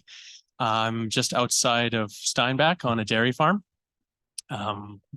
My mom and dad bought that farm in 1979, and they moved from England. And I was born there, raised there, and stayed there till I was 17, and then went to school and lived another life, and then came back about 10 years ago when I got sick and needed to be taken care of, brought back to health, and couldn't work, and so my parents had bought some more land that had a house on it that was available. And I brought my family back to Manitoba and spent 2 years healing and getting better. And at the same time, learning regulation and how the system worked for processing dairy in this province and country. So then I guess, you know, I kind of had that seed to start with that I could, I guess, build on my parents' legacy of building that dairy farm up and moving it into organic production and doing the best they could to make healthy food for a healthy community. And so then I wanted to follow that up by selling that organic milk because the organic dairy scene in Manitoba fell apart. There were about seven to 10 dairy farmers that were asked to go organic, and it just didn't work out. And so we ended up being the last organic dairy still running in the province. And I'm trying to sell the farm's milk. I'm selling about 15-20% of it right now, and the rest of it's going to the conventional pool, which doesn't look good on the books because we don't get the organic premium on the milk that for that part of it. While we're paying for organic feed or growing it the rest. So that's a quick bit of background on me. Yeah, sounds good. So my name is Kristelle Harper and I farm just west of here. I run cattle with my dad, but truthfully, he does most of the work between naps. And so together we have about 60 head of forage only cattle, and we sell bulls as well and other forage genetics. And then we bring in about 200 stockers for the summer season, or mix between stocker cow-calf pairs, something like that, to graze the grass. And then in 2020, I started a business called Solar Nutrition, also a name that was brought up by my dad. So together we are very out of the box thinking, and sometimes that gets us into a little bit of a trouble with the more money side of my mom that reels us back in sometimes. So Solar Nutrition sells a wide variety of products that are all regenerative farm based. So what I can't grow, I partner with people that can grow or can make, because I realized as much as I want to, I can't do it all. So we sell a wide variety of meats, dog treats. We got into candles, soaps, and we're just getting into different beauty products of lotions and lip balms and stuff like that, but all centered around products that use the sun and using that solar power to make them. And then this was our first year that we started a U-pick pumpkin patch. So it's in the living pasture. We graze the cattle over. We planted pumpkins, which Mad Dog Produce, which she's sitting in the front here, grew the pumpkins for us. Because again, I did not have the time or knowledge to grow pumpkins into seedlings. And then, yeah, we somehow grew pumpkins having no knowledge of it, and opened up to a U-pick patch just west of Brandon, and had a lot of engagement with the community coming out there. But like I said, everything we do on the farm does have soil health in mind, or regenerating, or how we can add diversity to our land. All right, there's a video of you there. Hi, folks. I'm Jim Appleby. I'm in my creamery here on the farm just outside of Steinbach.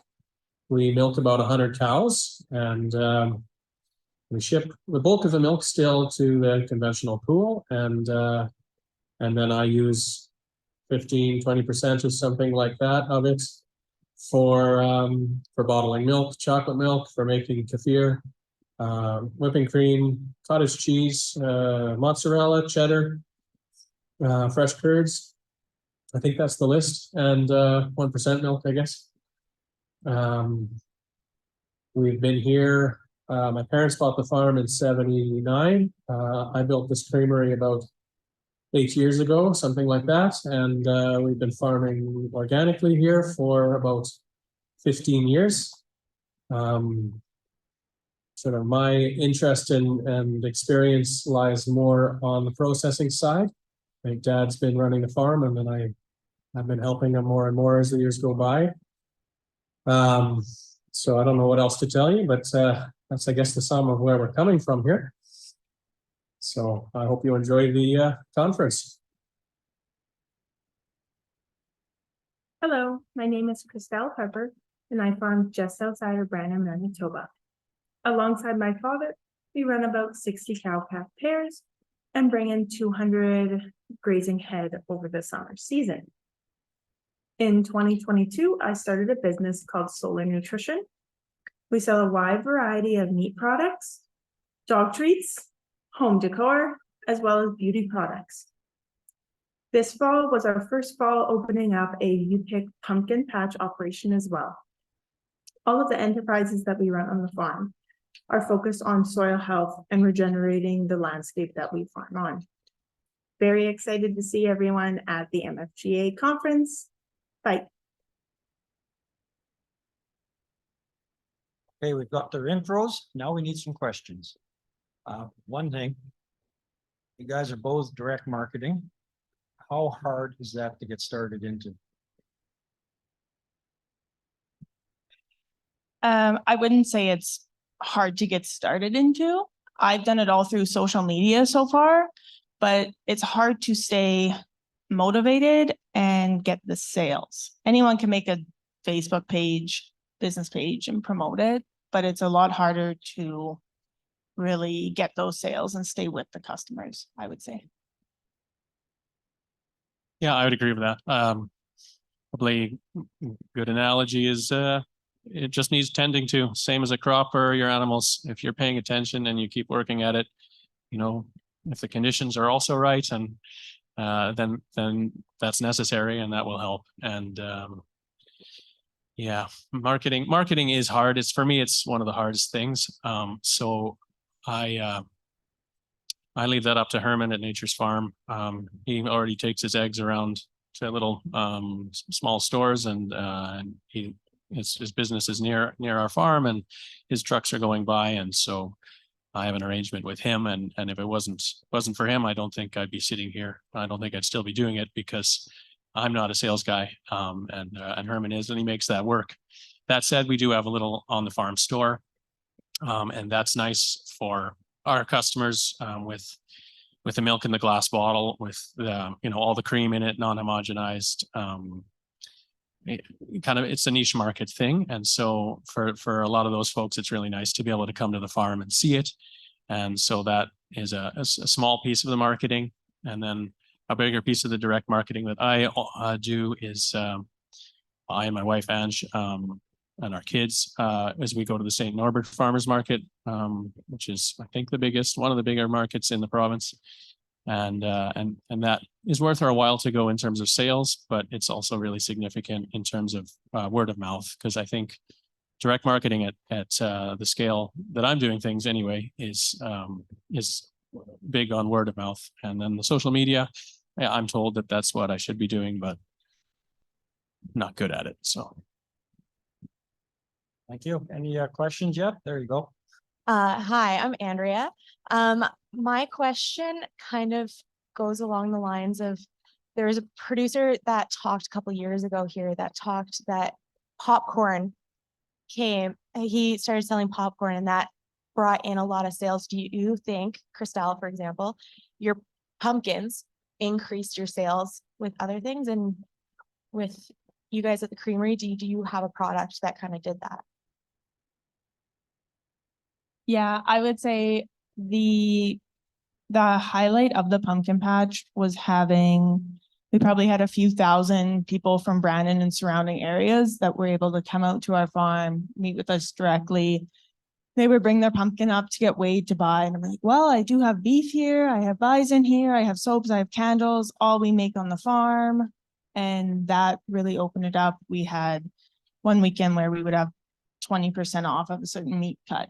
So we sold a lot through that. And I actually, I sold steaks to one couple that bought pumpkins. The next week he bought $150 worth of beef. The next week he bought $150 worth of beef. And then 2 weeks went past and I told him that I have a cow hanging. And he said, yeah, I'll take half. So that has definitely helped, but it's hard to know if we would have met without the pumpkin patch. I don't think so, but I think that's a big thing of the pumpkin patch. It's not just selling pumpkins, it's connecting with them. And we have a young family, so it's very hard to go to markets with us. We've tried interrupted nap time and I had a demon on my hand for the rest of the weekend. So it's really nice. The pumpkin patch is in our backyard. So he can have a nap. I can take him to his house. He can have a nap. So it works for us, and it's hard to find what works for you. But when you do, you put a little more passion and time into it. Markets work great when the kids are a little older, and then you have some extra labor. That's good. Yeah, I often ask myself the same question. Like my list of products from the video is way too long, and in a week I'm spread way too thin, making too many different product lines. I do that because I enjoy like having a little sales room that has all this stuff, and then taking it home and being able to, share all kinds of different foods. There is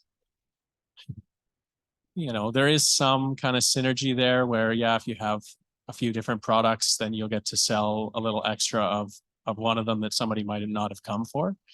For me with dairy, like the milk, the terrible thing and the great thing about milk is that it goes off, right? So, that can be a problem and you have to be super careful because of it. But on the other hand, everybody knows that and they don't expect it to last very long, and they come back again week after week after week. So the milk for us is a bread and butter thing. And then the other products, when they're coming for the milk, yeah, maybe they'll get a tub of cheese curds, or they get a bit of cottage cheese to make some pierogies, or they'll get a bit of kefir for gut health, or, oh, it's a chocolate milk and, we'll keep the kids happy, whatever, right? So there is some synergy, but sometimes I wonder if I should really just lean into one stream more so and spend my energy marketing that, spend my energy like streamlining the equipment, the processes.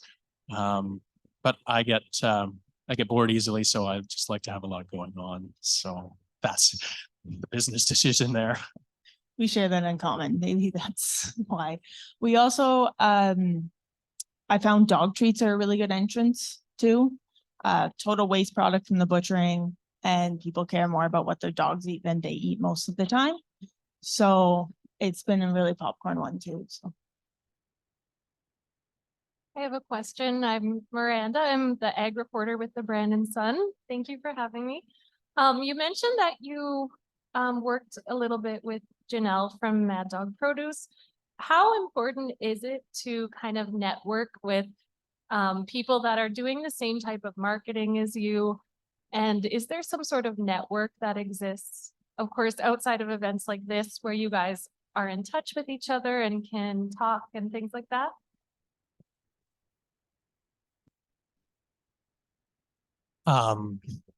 Yes, for me right now, the biggest network of colleagues I have is probably at the St. Norbert Farmers Market. So as we've been there, I think we've been going maybe 3 years. Then we get to know the other vendors, and we sort of encourage each other and learn from each other, talk about what helps to make sales work and logistics and whatever challenges we're having at the moment. That's one place. I don't know of a group for direct marketers. I mean, it's this small farm. I can't even remember the name of this. Kalie Spain was working on that small farm or direct farm Manitoba. That would be one. Yeah, I'm drawing a blank, but I'm sure there are. But we're kind of stuck. I mean, personally, I'm stuck on the farm in the Creamery a lot. My dad's 70 and he's still farming that whole place like he's 30. But he does need more and more support, and I'm trying to push my career forward. So I don't actually spend a lot of time that way. I mean, and then I do work with some other cheesemakers. And so, yeah, I get those connections and some conversations there. I do rent my creamery out on a Wednesday night to somebody making a Brazilian cheese, and I get milk to another cheesemaker, Loaf and Honey. So those are my connections, I guess. I think to the markets I think I did all of 2 markets this whole summer, and ended up finding someone. I was walking around the market, and I have a bunch of tallow that, again, is a waste from the butchering process that I really want to be using as much as I can. And I just stumbled across, she makes tallow-based soaps. And I've really wanted to do it. She makes lip balms and stuff like that, but I don't have the knowledge. I don't have the time to get the knowledge or equipment. Our house is kind of busting at the seams a little bit, so yeah, so partnering with people at markets. And then I think through Facebook mainly, or events like this, that I've connected with most. So I have the cows, I do the dog treats. My just family friend that we grew up with became a candle maker, so she makes my tallow soy candles for me. And then we sell Borderland bison too, which we know him from the regenerative egg cycles. So that's a lot. Just this conferences like it, and being part of this community. Hi, it's Bluezette again. Just spoiler alert, you're probably going to see me a lot behind the microphone because I have a lot of questions. You were talking about your products and dialing into your products maybe a little bit more. And so my question has to do with, do you believe you set what consumers buy, or are your products driven by what consumers want? So if you follow me for just a second, do you promote your product so that the consumer wants what you produce? So what drives you and what you have joy and passion for? Because blessed are the cheesemakers. Or are you out there trying to find out what consumers want and then produce that product? Yeah, I overthink everything. So the answer is both. Like I'm doing what I want to do and what I want to make. And then I'm also listening and trying to say, okay, what do people want? The biggest thing I get pushed for is cream. People want heavy cream, whipping cream. And what that means to me is who's going to buy 1%, who's going to buy skim milk, and what I'm going to sell. So cottage cheese and kefir and 1% on my line, I would never make those myself. I'm not interested.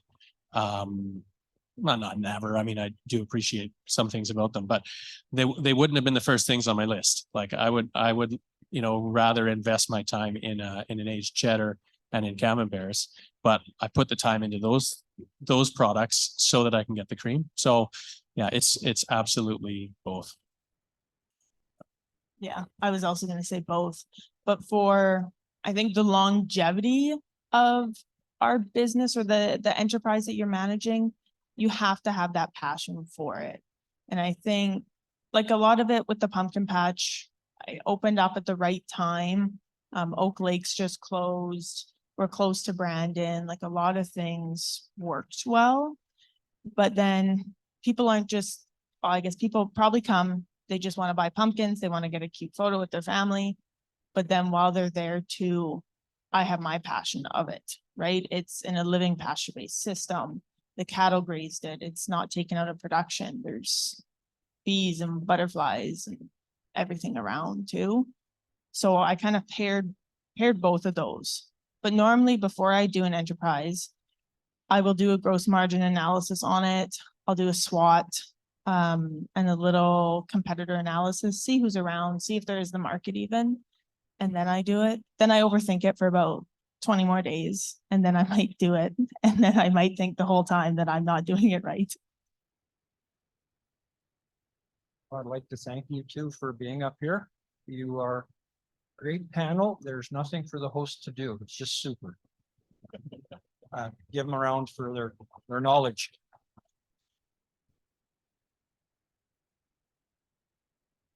We're going to take a break now for coffee.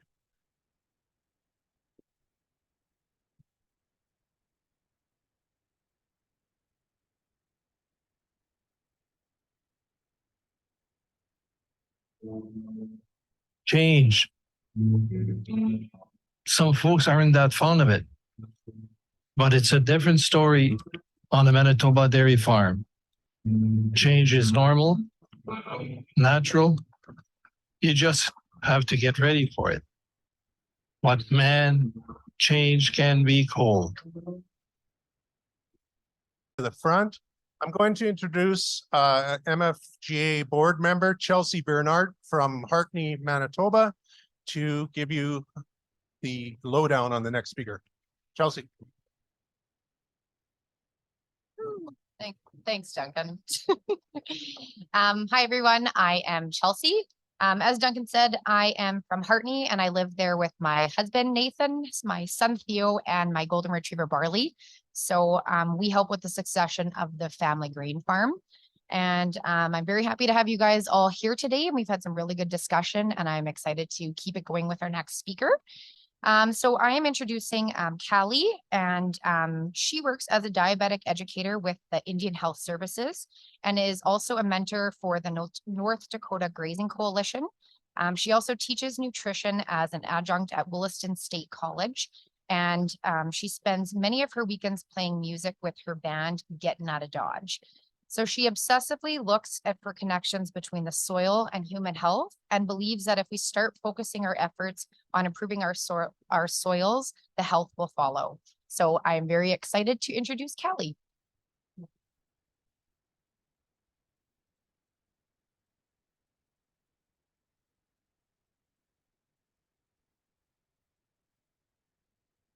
Hello. I'm so happy to be here because this is one of my all-time favorite things to talk about. So if any time during the conference anyone wants to pick my brain, I call it nerding out on anything I talk about today because I just touch on a lot of things. Please come up to me and we'll talk about it. So first I have a question. How many of you were raised on butter? Raise your hand. Okay, how many were raised on margarine? Both, a little bit of both. I'm a 90s kid, so my hand goes way up. How many of you know somebody with heart disease or diabetes? I'd be surprised if not everybody's hand isn't raised. So I'm going to talk a little bit about the soil to human health connection as it really pertains to me and my own personal story. Okay. And I have to start with a disclaimer because I'm a health professional. Anyone out there a health professional? I'm seeing more and more health professionals getting interested in this stuff. So I hope we see more people like that come to these things. Anyways, although I'm a registered dietitian, the information contained in this presentation is not intended to be a substitute for individual medical advice. It does not represent the views of the American Dietetic Association. Okay, so what we tend to do in the world of academia, in the world of specialties, is we all kind of do our own thing. You have dietitians and doctors, you have farmers, soil scientists, animal scientists, and we all kind of stay in our own lane. We don't really talk to one another, and this is even true in the health field. Doctors and dietitians don't really talk to one another. Like, we all have our own specialties. Even within dietetics, we have our own specialties. But I personally was forced out of my status quo dietitian lane. And I'm going to talk about that today through the farm crisis, a personal health crisis I had, being connected to the land and generational wisdom, and also exposure to different cultures. I studied abroad in France for a while. So these are the status quo themes I began to question, and maybe you have also, just as a general consumer of food, maybe you've researched this stuff on your own. The main thing is the diet heart hypothesis, which is the demonization of animal fats, how food is grown or raised or processed makes no difference in its nutrient profile. The emphasis on treating diseases and symptoms with drugs and surgeries as opposed to preventing and healing diseases. And then the nutrition science of today will lead to better health outcomes than the food traditions, customs, and cuisine of our ancestors, otherwise known as the curated wisdom of thousands of generations of passed down knowledge. As far as chronic disease goes, we're much sicker now than we ever have been in human history. So, and we have all sorts of nutrition science. We know exactly, you know, kind of what we're eating, the chemical compounds. How is this happening?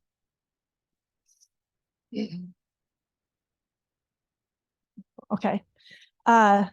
The prevailing attitude about the importance of ancestral knowledge is out with the old, in with the new.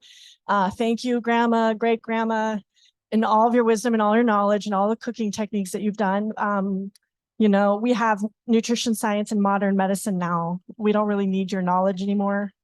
And this is kind of where you'll see things are going towards the end of my presentation, where ancestral wisdom and modern science actually intersect. Okay, so this is the crazy path that led me to nutrition, away from nutrition, back to nutrition, and then finally to the soil. My roots, I grew up in the Missouri River Valley of Western North Dakota. My dad was a sugar beet farmer. My grandpas were sugar beet farmers. All the dads I knew were sugar beet farmers. But ultimately, my parents lost their farm in the farm crisis of the 1980s. I don't know if Canada experienced this also, but in the US, thousands of farmers all over the US, actually, I think it was close to 1 million, lost their farms due to high interest rates in the 80s. And my dad was one of them.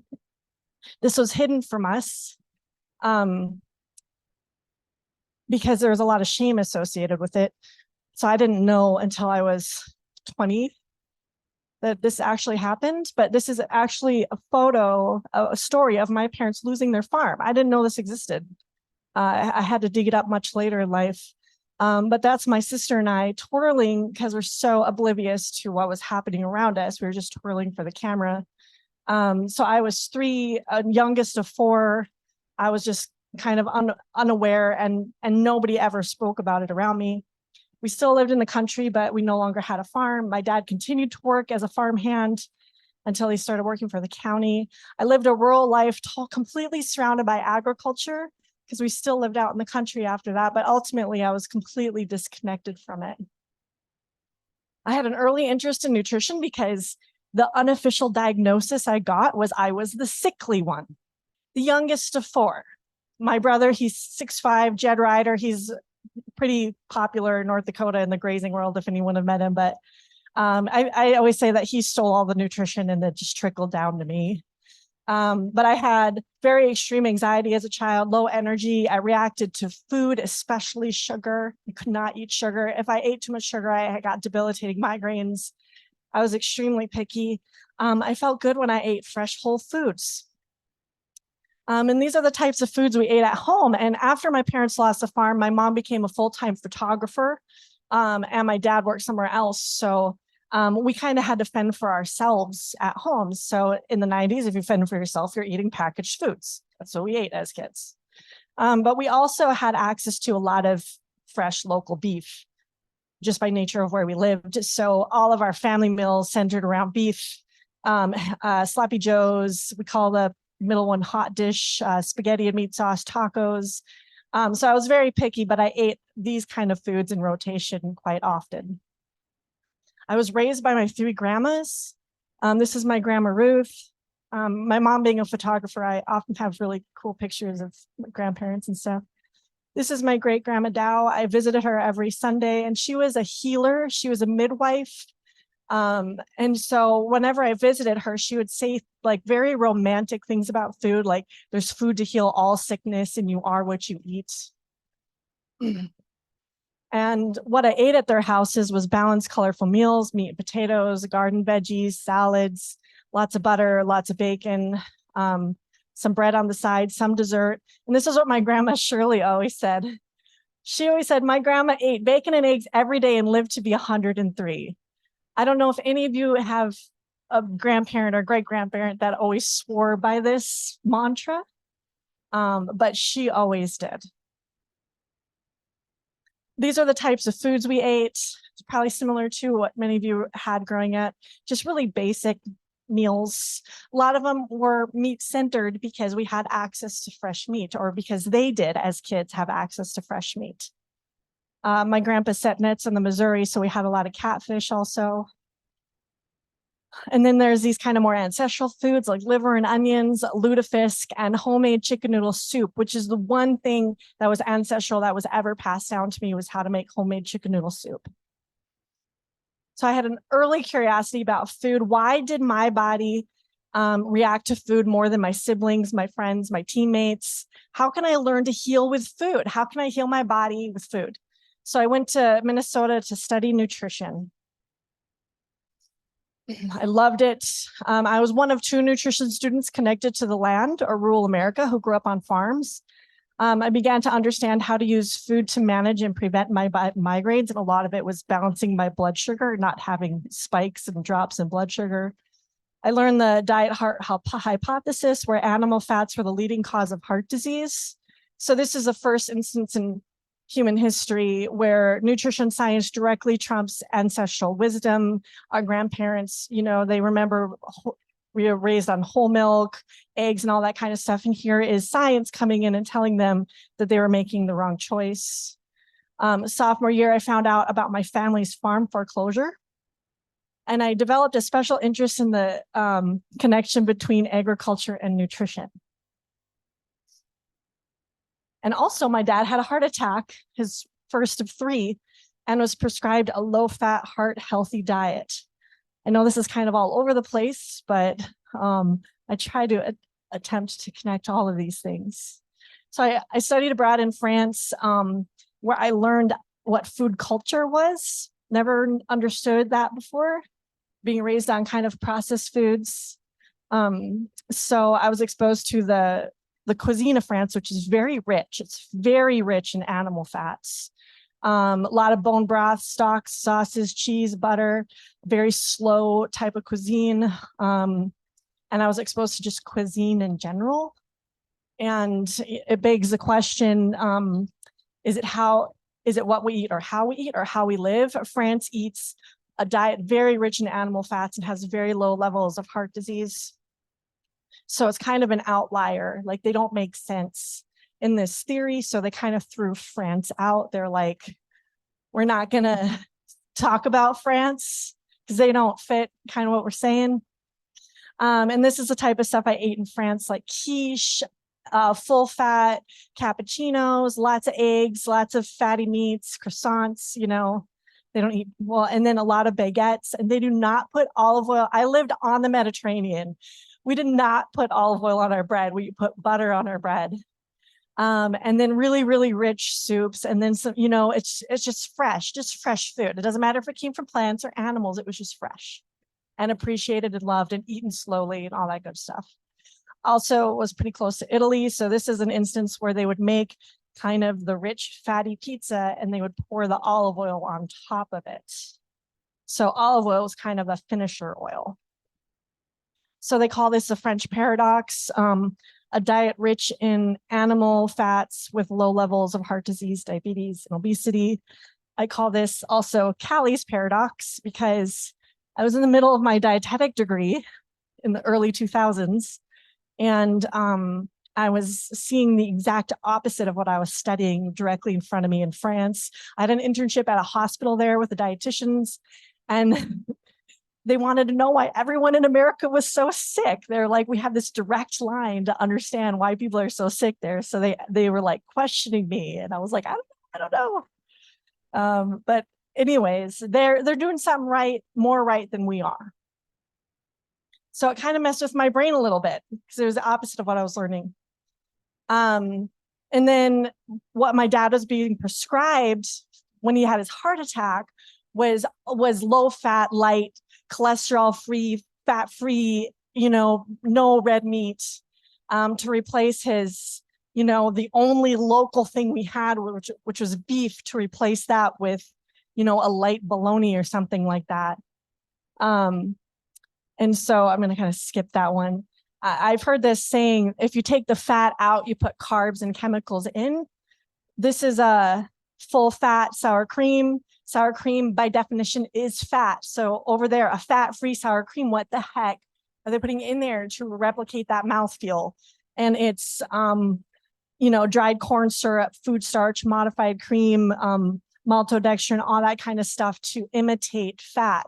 But it reaches our goal. It's fat-free. It's good for you, right?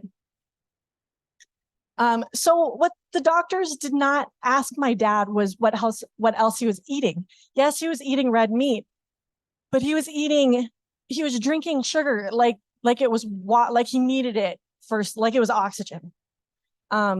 He drank tons of soda. Once he lost his job on the farm, he started working in town, and he was having donuts at the grocery store for breakfast, and he was having Arby's for lunch. So, and lots of ice cream, kind of lots of junk food. So we was replacing kind of our ancestral foods of just real food with all the other food. My dad continued to have 2 heart attacks after this. Not that he ever stuck to any diet plan ever, but I don't know if you guys had parquet here in Canada, but my brother and I joke that I ate parquet all day, every day. And I think it's like 20% of my body. And I think I'm still trying to detox from a lifetime or a childhood of eating parquet. So what's happened throughout human history, especially in the past 100 or so years, is our animal fats, our traditional fats, which we like to call them, these are fats people were able to make in their own homes. So butter, lard, tallow, those were all replaced with what we're kind of calling industrial fats, because without the Industrial Revolution, without that technology, these fats did not exist in the human diet. So these are a lot of our vegetable oils, a lot of the margarines, and what happened since we replaced these, we did not get better. Heart disease continues to go up. Heart attacks continue to be an issue. So there's something else going on.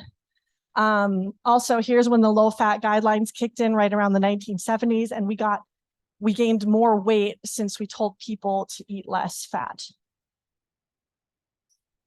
So I had a falling out with nutrition. I realized how the majority of the conversation with nutrition had nothing to do with the land or the people that provided it.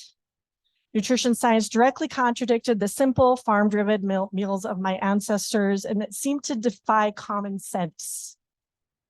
The profession was geared towards disease management nutrition instead of preventative nutrition, and 80% of dietitians work in hospitals managing disease. How do we manage your heart disease? How do we manage your diabetes? And not enough conversation about how do we actually reverse and prevent these in the first place. So I didn't want to spend my day, in a hospital working with people who didn't want to change or whatever. So I decided to study something away from mainstream nutrition. I went to grad school at the University of Montana, where I got my environmental studies degree. I was more interested in how do we grow food? How do we change policy? How do we make healthy local food more affordable, more local? I wanted to be a part of the, preventing everything instead of after everyone gets sick. Studied the politics and policies of the farm crisis. I started learning concepts of soil science, agroecology, and forget who was up here before, but she said she was taking the Elaine Ingram class. I don't know where you're at out there. I'm taking that now, so I'm also studying soil science today, and developed a new appreciation for the prairie, pastures, and pastured animals. Growing up in Williston, I just wanted to get out. Learning more about the prairie and the pastures, it's like so cool now. I just love understanding the ecology of the world around me. Growing up, I was completely disconnected from all that. I think kids need to be connected to that. This was the farm I worked at. We just kind of grew local vegetables and distributed them locally. And I had life figured out. I want to be here. I don't want to be in a hospital. I want to prevent disease. And then life threw me for a loop yet again. I was playing intramural basketball, and I was totally out of shape. And I tore my ACL. And I went to the routine surgery, and I got infected. And so I became a mystery patient because I didn't know what infection I had. And I was on every antibiotic you can imagine because they have to know what you have in order to treat it with the right antibiotic. So they didn't know what I had, so they gave me every antibiotic. And I had this ball hooked up to my arm that seeped antibiotics into me and all this kind of stuff. And anyways, what my leg kind of looked like that, it would blow up like a balloon, and then it would deflate, it would blow up. Eventually the inflammation did get kind of figured out. I kind of talked about this without using this. Anyways, my leg was totally messed up, but so were my insides. The antibiotics did something to me that I didn't really recover from. I couldn't move, I couldn't eat. I became allergic to every food that I ate. And on my normal healthy whole foods diet, like I was eating really healthy food at the time. I would get hot flashes after eating. My migraines came back. I had rapid heartbeat every time I ate. I had to sleep after I ate. I was very bloated. I had full face rosacea, and I was just very inflammatory, very reactive.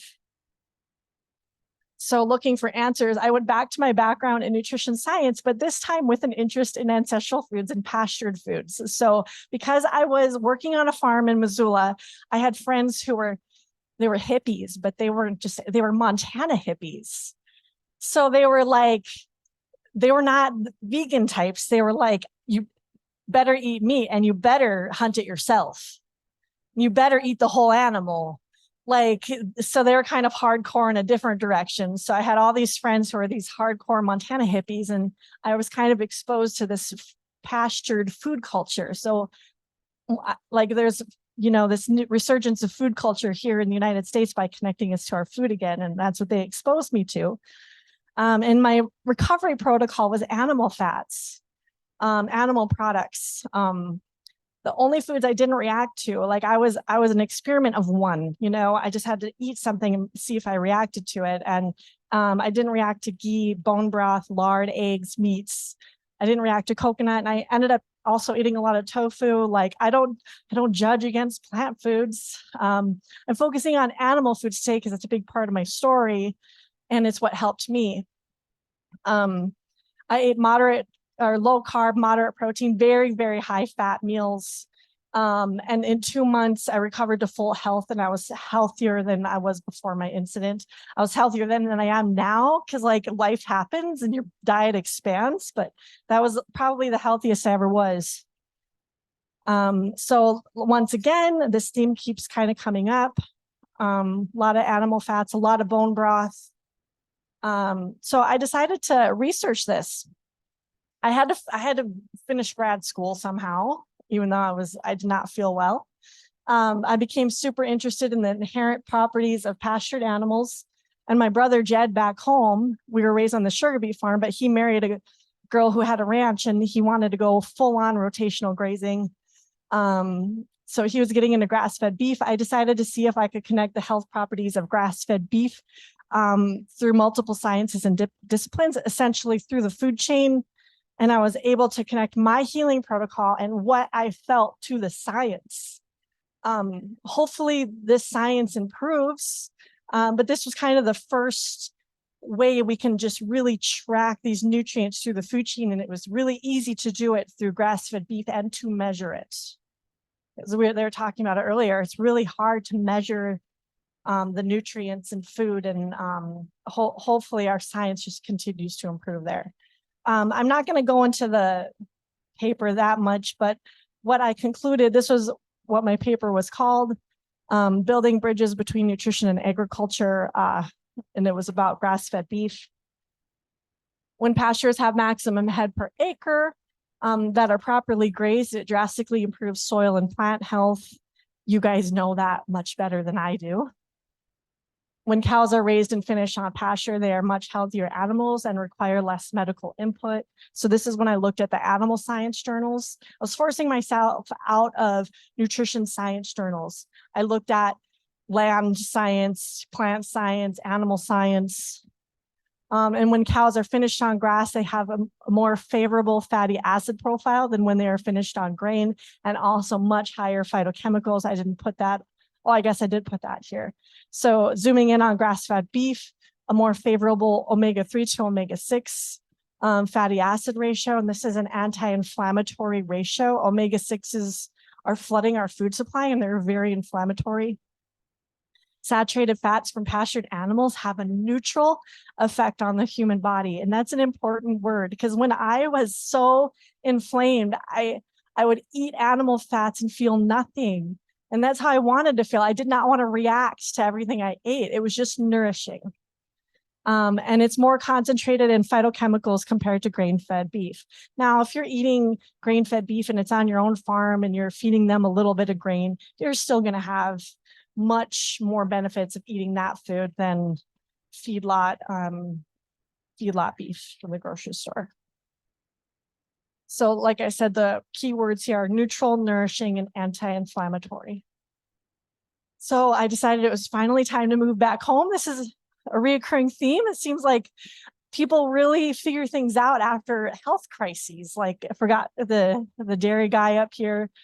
He talked about health, and my brother and my brother Jed got out of sugar beet farming and more towards holistic grazing because of the stress levels associated with raising sugar beets. And so health, I really think in terms of what you guys want to do with regenerative agriculture, I think health needs to be the driving factor.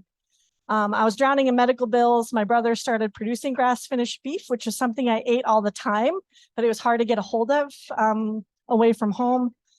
My entire family had medical issues. My entire family tree had, and many of them still have medical issues. I wanted to be a part of trying to change that. I learned that the next generation of kids have much higher rate of health issues than our generation. The generation born today has about a 50% to probably about a 50% chance of having diabetes, if not higher. So I wanted to, raise the next generation of kids so they weren't sick like I was. So these are all my nieces and nephews. I moved home and I basically had them all summers. I was their nannies a lot of the time. And this is particularly one I'm going to zoom in on. This was Oliver. When Oliver was born, he had full body eczema. He also lost his eyesight at 8 months because he had double cataracts. So he had to have that surgery to gain his cataract surgery to gain his eyesight back. He's just a very inflamed little boy. Everything we fed him, it was like he suffered. So I felt like, given my own experience, maybe I could do something to help Oliver. Maybe I can help figure this out. Like I said, he was born with horrible eczema. He often would be, I don't know if you can see it very well in that, but he often had scabs all over because he was bleeding so much. And I was able to help him find the right foods. We were able to identify what allergies he had. He ended up having a parasite in his gut that was really affecting his skin. So we healed the parasite through working with a naturopath, and all of his eczema went away. But we also fed him a diet very high in animal fats. And to this day, he craves like raw beef. Like he just wants to eat raw beef all the time. And that's Oliver now. Well, he's a little older than that now, but no sign of eczema. He has a different type of allergy. He has the extreme allergy. So we have to be really careful about what we feed him. So today I'm a diabetes counselor with the tribes, where I get to focus on ancestral foods because it's working with the tribes. No one's going to tell them that they can't eat red meat. So I'm also a mentor for the North Dakota Grazing Lands Coalition, where I get to do this, which is my favorite thing to do. And as an adjunct at Williston State College, I've been able to curate what I think a nutrition class should be, which I'll talk about here in a second. And I'm training to be a soil specialist with the Soil Food Web School.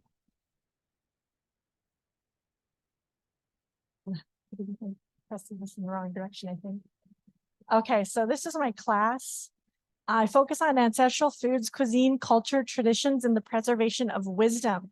I ask my students to interview their grandparents and try to understand, give them a broader context of history, getting out of their normal food, which is processed food at the grocery store, forcing them to expand their relationship with food. And that has been eye-opening, not only for them, but for me, because I get students from all over the world, because I get athletes in my class. And it's just really fun to see how common diets were if you go back far enough in history. We talk about where food comes from, how much it is processed. We focus less on carbs, fat, protein. I do talk about that stuff because that is nutrition science, but we don't put all of our eggs in that basket of nutrition science as the end all be all. It should be a tool. The end all be all should be cuisine, it should be culture, it should be traditions and that kind of thing.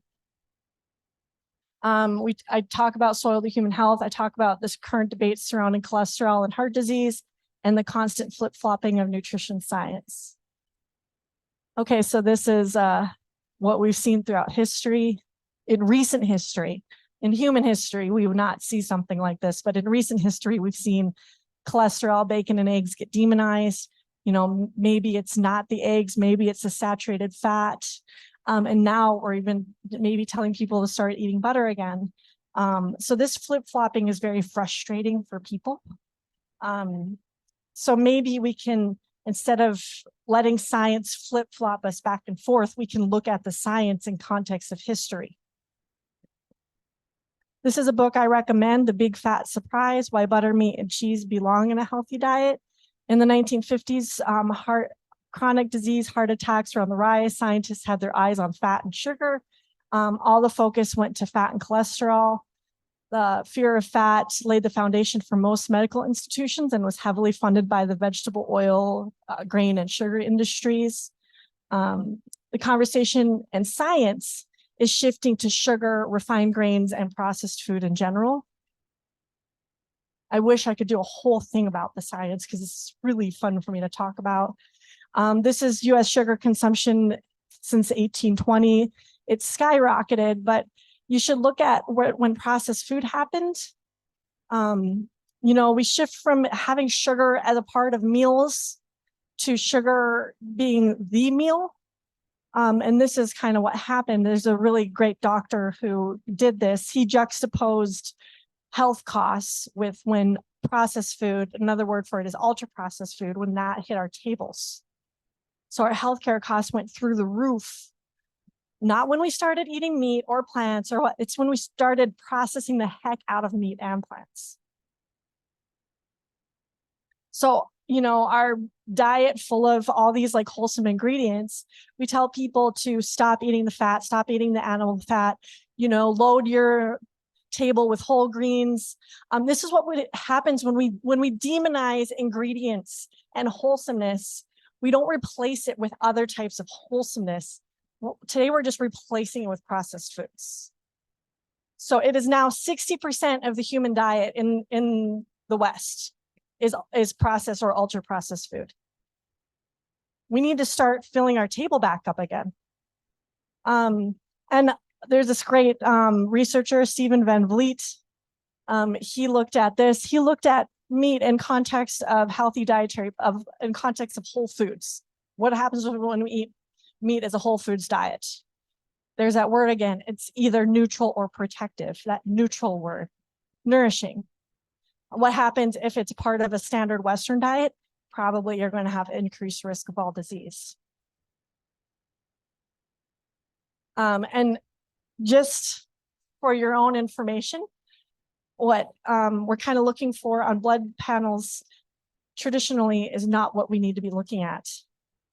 What we've been measuring and trying to lower is your total cholesterol and total LDL. This is also your bad cholesterol, but there's other things that I recommend you to look at. And these things will help us know if the LDL is actually damaging your blood vessels. LDL could just be hanging out, doing its job in your blood vessels. How do we know if it's actually damaging them? And a new ratio that they're talking about is the triglyceride to HDL ratio. And you can do that on any blood test. You can divide your triglycerides by your HDL and you can look at that yourself. And then there's also this NMR particle, cholesterol particle test. It identifies if the LDL has been damaged and if it's actually a problem floating around in your blood. That one's a specialized test. So here's our normal LDL. It just has a basic role in the body. It just transports cholesterol. That's all it does. Cholesterol is in every single cell of your body. If you don't have it, you will die. If you don't eat it, your liver will make it for you. It's essential. But once it starts becoming a part of a bad metabolism, meaning you have chronically high blood sugars, maybe you're smoking, then it gets damaged. So this is kind of where things are going. Maybe food that's whole food, that's wholesome. It's just making normal LDLs. And it's the processed foods that are actually creating the negative cholesterol in your bodies. This is an interesting test or a study that just came out where they looked at the blood of people who reached 100. And the one thing they all had in common was high cholesterol. So there's a new conversation that maybe cholesterol can be quite protective. And they also had low blood glucose. So you start seeing rise in blood sugars, prediabetes, high insulin levels.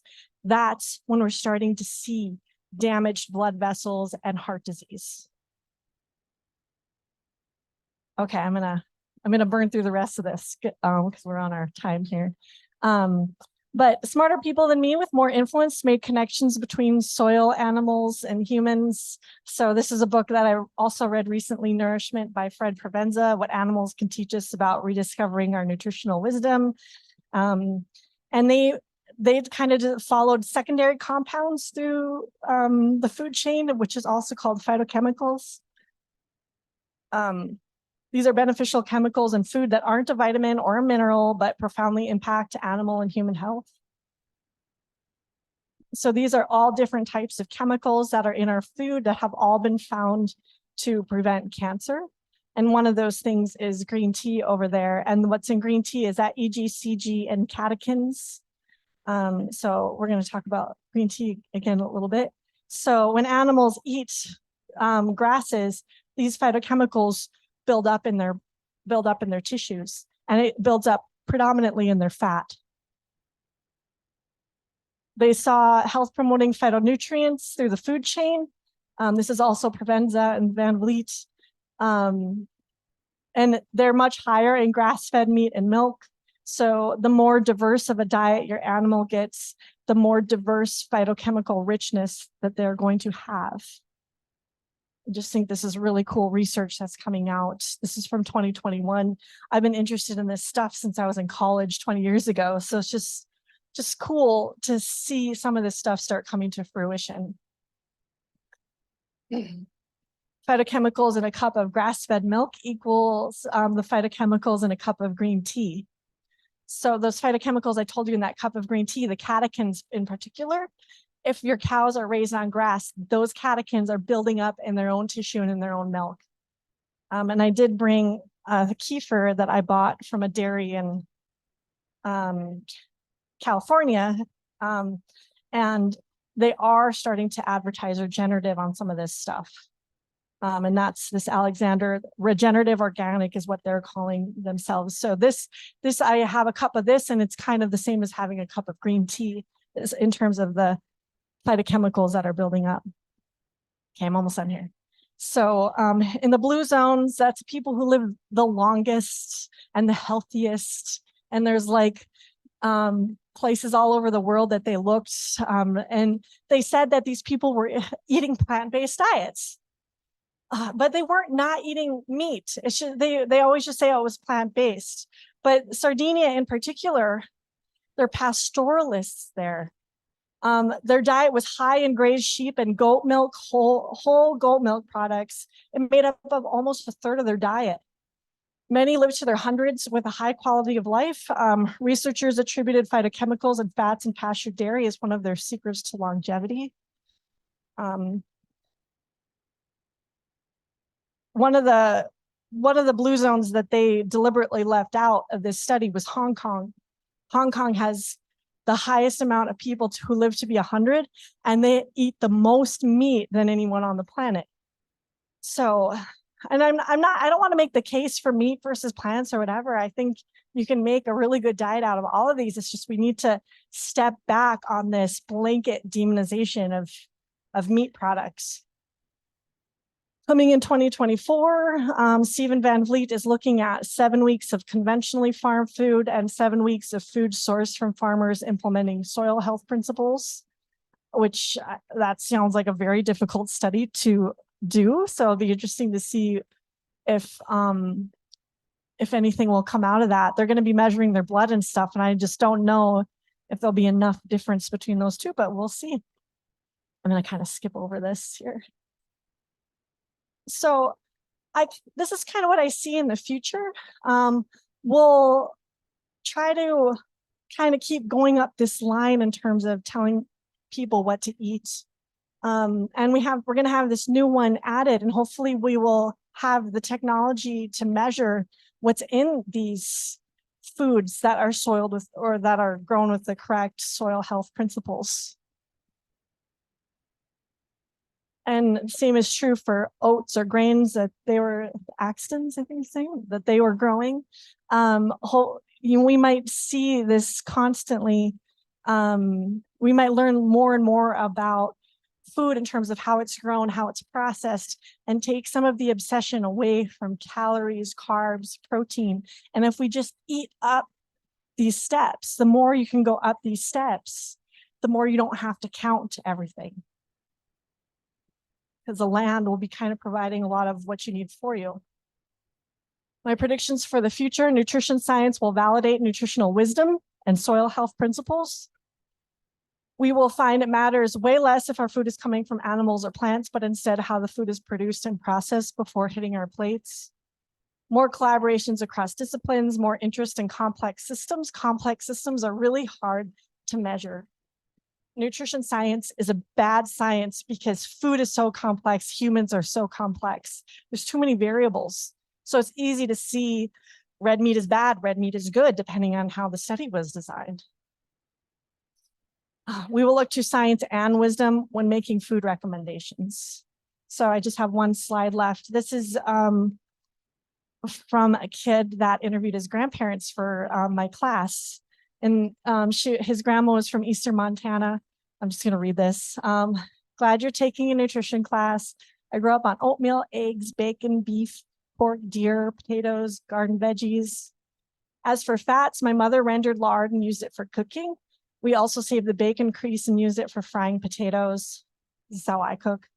In the winter, we ate a lot of stew. We ate internal organs like chicken gizzards, liver, and heart from all these animals. We ate candied jellies made from wild fruit, ate homemade bread, ate butter from cream from our milk cow. Our eggs were free-roaming chickens, ice cream made from our cream, and just giving you some idea of some of the things we ate. Would enjoy talking with you and sharing more of what I ate, so feel free to call. And one of the things I've noted from this assignment is how thankful grandparents were to be able to talk to their grandkids about this. So that's all I got for today. So.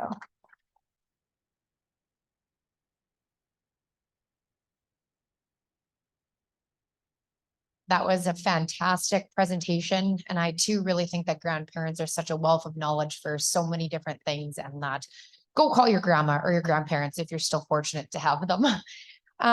So I was just going to say, yeah, fantastic presentation.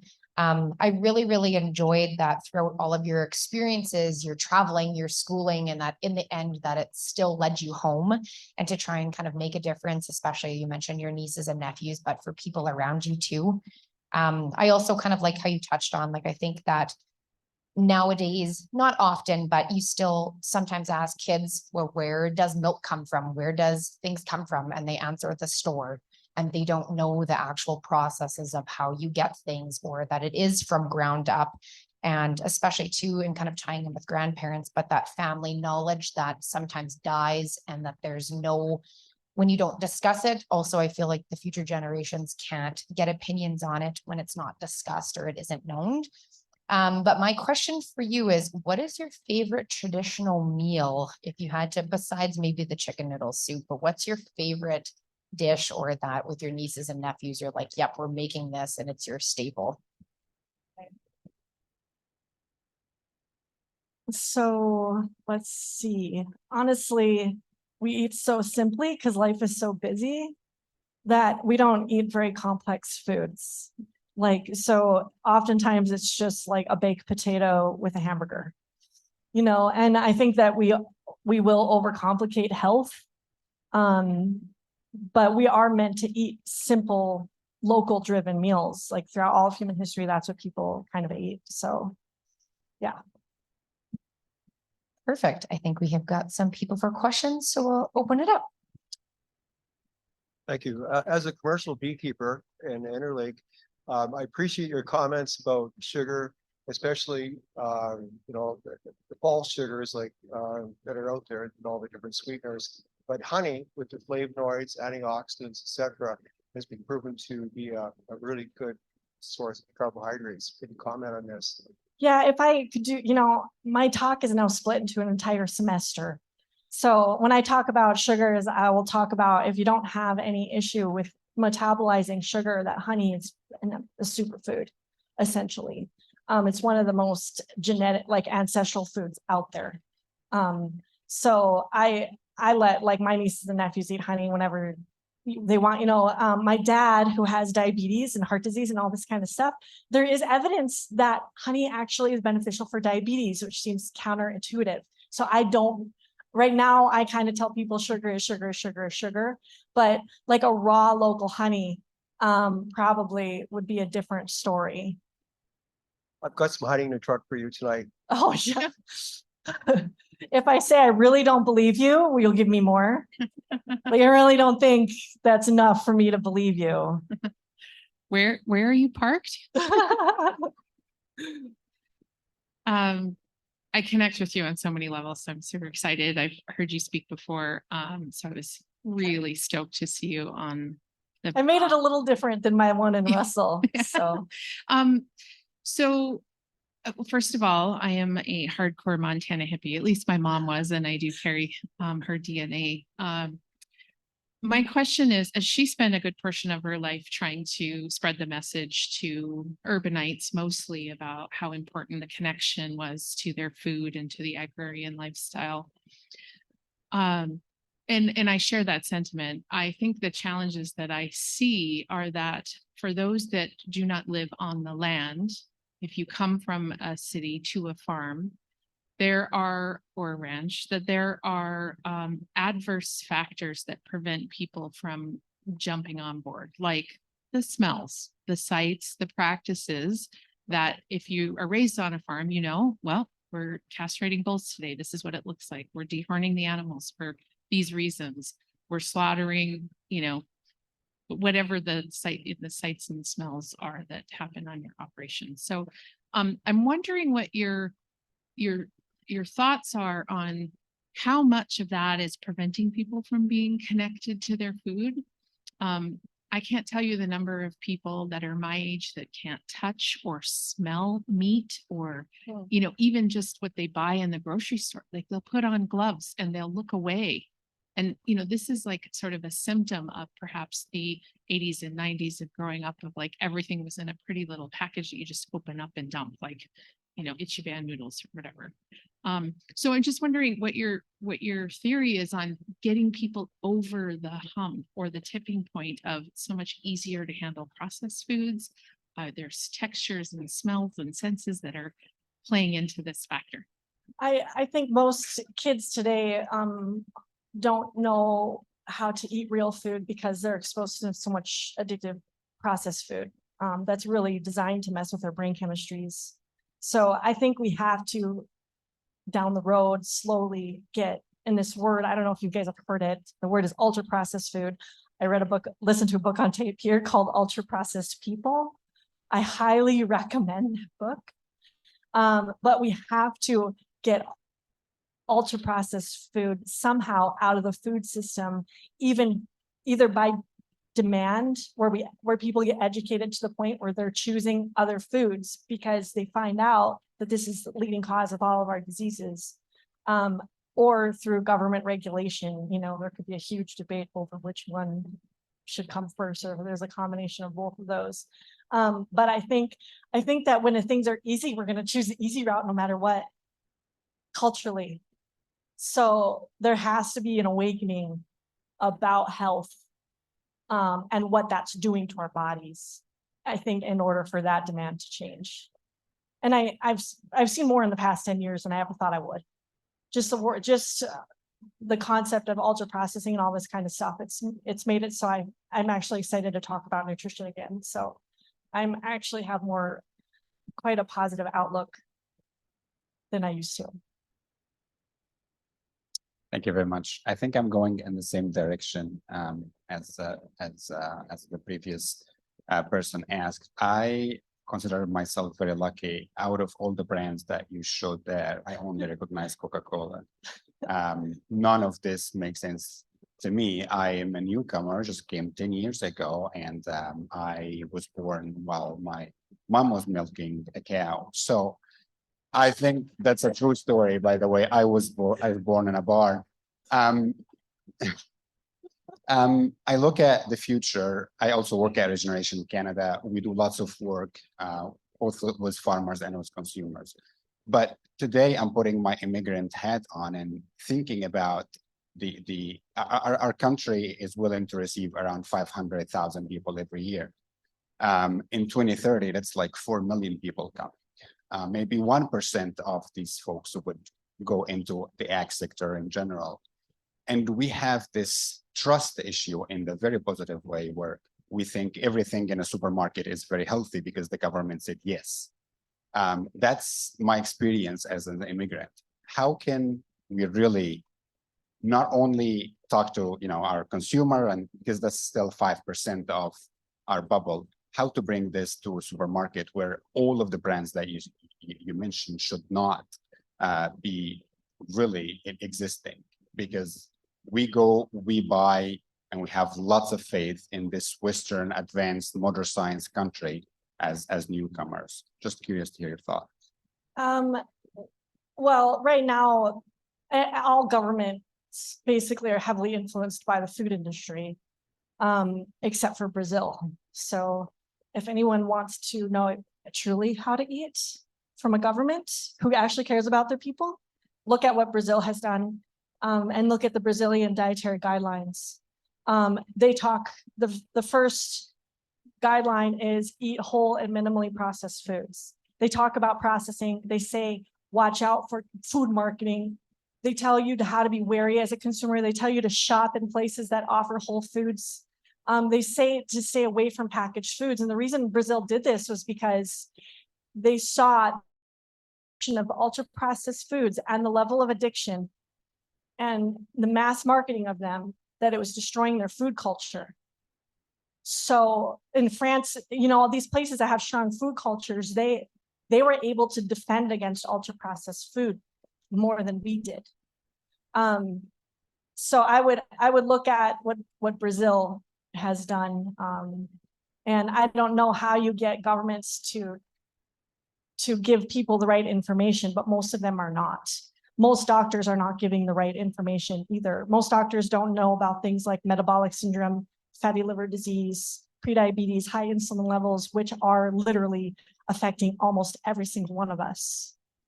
So every single person who gets more aware, and with social media, things travel so fast that I think that's why, like what's happened in the past 10 years, what I've seen, all the good change that I've seen has been happening through social media. I mean, for better or for worse, but.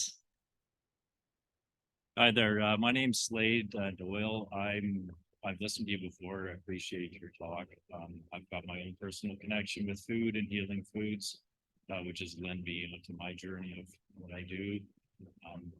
I try and do my best as a little bit of a hobby farmer, growing my own pork and chickens and layers and other things. But I think what I wanted to ask you is like we've seen a demonizing of meat and other food products, and clearly they're driven by industry and politicians who are being paid by industry, as that goes. But there's a new threat against that, in climate alarmism based on cows are bad. We need to cull cows. We got to get rid of the cows. We're not going to feed the world if we don't figure out a new food away from cows. And their replacement is we're going to eat the bugs and be happy. Personally, I've read lots of dangers with eating bugs, but our government in Canada is spending billions and billions of dollars on processing facilities. I'm not sure how they target the climate emissions into those factories, but what are your thoughts about this? Give up beef, eat bugs. You could probably assume what my thoughts are. I don't know if bugs are that from an ancestral perspective. I don't know if bugs don't belong in the human diet. We got a lot of omega-3s from bugs throughout human history. However, the demonization of meats, to demonize the meats and uplift the bugs, that's kind of an issue, you know, people would eat bugs because they didn't have access to meat, you know? So I think that the climate conversation absolutely has to start with the soil. Once people understand soil science, not a single person can argue with you. Nobody can. Like, the more I learn about soil science and, you know, the further we can drive carbon down further and further into the soil, and how cows can be essential in that. I just don't know who's gonna, you know, people know that, but they're ignoring it now. So the soil science needs to get so loud that they can't ignore it, because the science is undeniable. Thank you very much for your presentation. I found it very interesting, and I wanted to add what I've noticed in the last 20 years. Last 25 years, we've been selling direct beef to customers across Manitoba. I've noticed that we've got a demographic of 45 years to 60-year-old people. They decide to have their beef trimmed as much as they can. And I noticed they are the most unhealthy people I deliver to. And then I've got, my parents both lived in well into their 80s. They ate so much fat. And in fact, it was kind of disgusting watching my dad eat all this fat. That's my grandma too. Yeah. Boy, he would sometimes take it off my plate if I cut it off. So now I'm selling to some of these people's kids and they don't have it trimmed anymore. But the parents are still, they've been told that cholesterol is bad, fat is bad, and they still get it trimmed. And one customer, I'm sure if they just tried it, they'd love it. But I think that it's a mindset now. And those, like, there's 15 to 20 years of our population that has been told for so long that this fat is bad, they're not going to eat it. They've got it in their head. They don't eat butter either. They're into margarine. So I think it's a mindset, and it's going to take a long time to change people's attitudes. It's our culture. It's a part of our culture now. I watch shows and somebody's eating bacon and they're like, oh, someone wants to have a heart attack. The science is not that cohesive.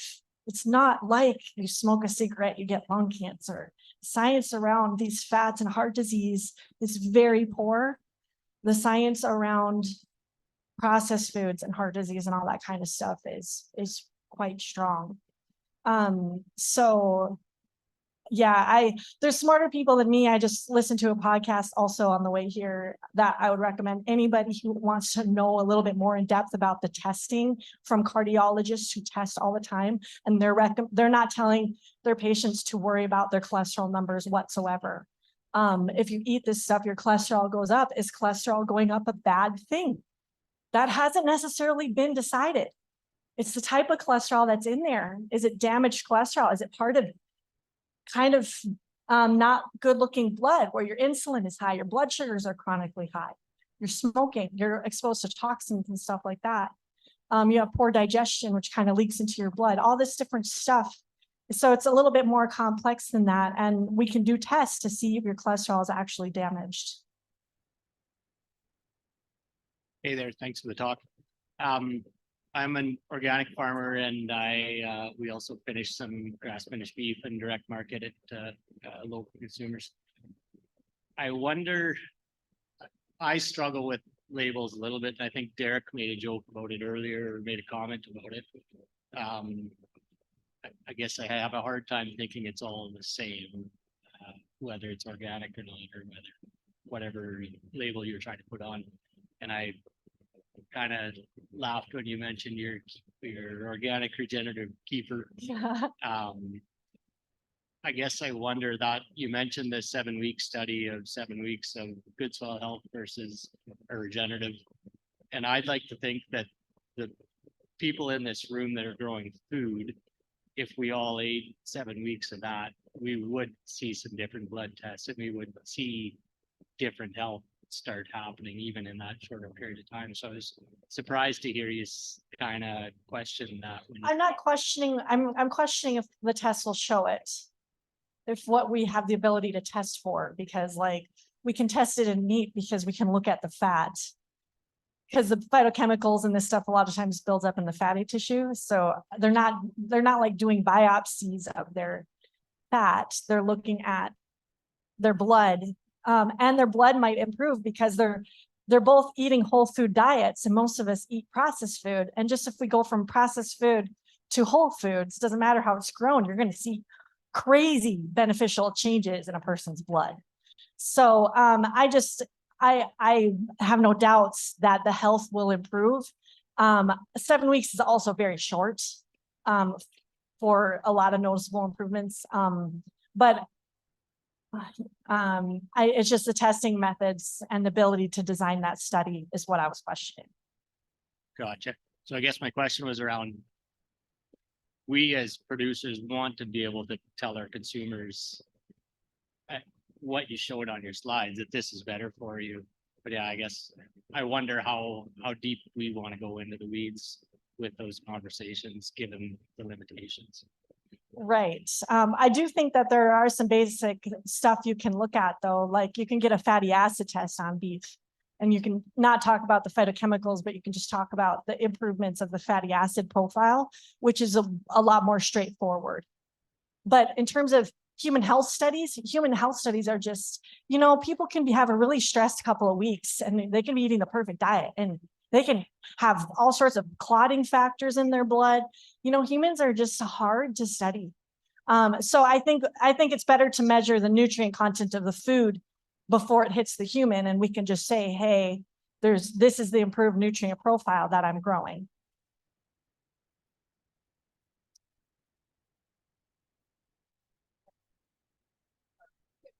Yeah, I like to talk about this stuff. So Okay, so one quick question would be, you were talking about organ meats and stuff like that. Do you have any good resources or anything? I've tried. I kind of hate myself for not liking them. I take desiccated liver pills and desiccated heart pills. I take them in pill form. So I am not, I did have a pig liver once, which isn't quite of a strong flavor as beef liver. And I was able to eat that in onions, like a pig liver and onions. But if you really like a red steak, and you really like, and I never kind of been, I shouldn't say that in front of this crowd. I'd rather eat the hamburger than the steak kind of person. So that really bloody flavor is like what liver is. And I just have never been able to do it, unfortunately. But if you can, I highly recommend it. It's nature's multivitamin.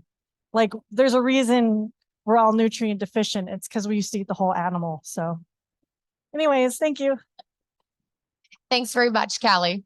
Like I said, please bombard her later. I'm just going to welcome up Amber and Andrea just to do a day recap.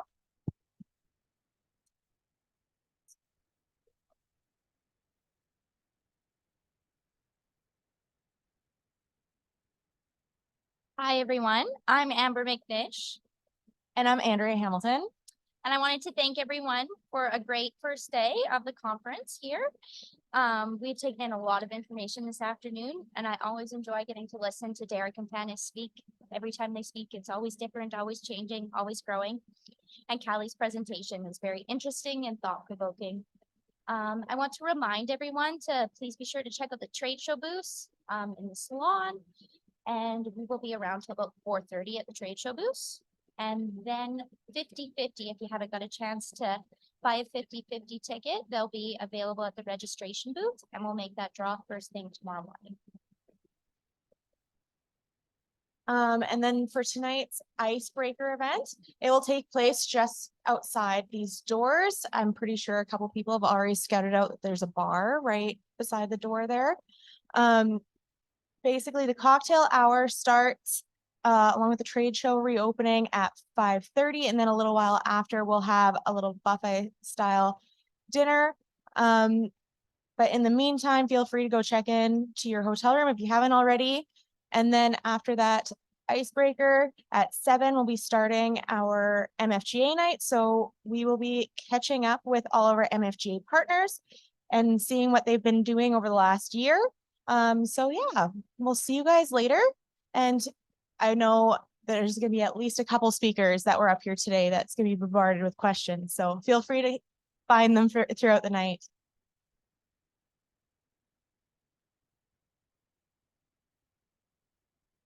So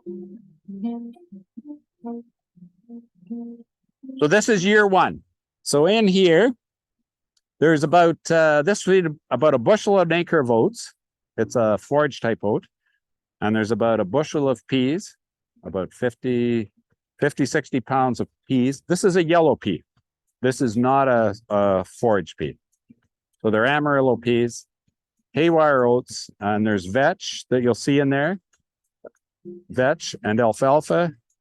There's millet in there. There's a pound of millet an acre. What else is there? Canola. There's a pound and a half of canola, 20 pounds an acre of rye, and there's about 6 pounds of the vetch per acre. 12,000 pounds of silage. So there was maybe 5,000 pounds of feed an acre. So next year, with any luck, it'll be a rye vetch crop. The crop you looked last year, I ended up with about 30 bushels an acre of rye. And the vetch, I think there was around 300 pounds an acre of vetch. So the third year, it should be alfalfa. And that's what this year on the field you saw last year was alfalfa. And Cam took it off as silage and Trav Hunter took some. And we were just doing some calculations today. There was about, what was that? 4,500? Yeah. About 4,500 pounds of dry matter per acre. In the 3 years, I've accomplished what I want. So I'm going to go back into a crop rotation with it. Well, I want to make a few bucks. It's always fun. And if I can improve the soil and it's less work than farming. And it pays better than renting it out. So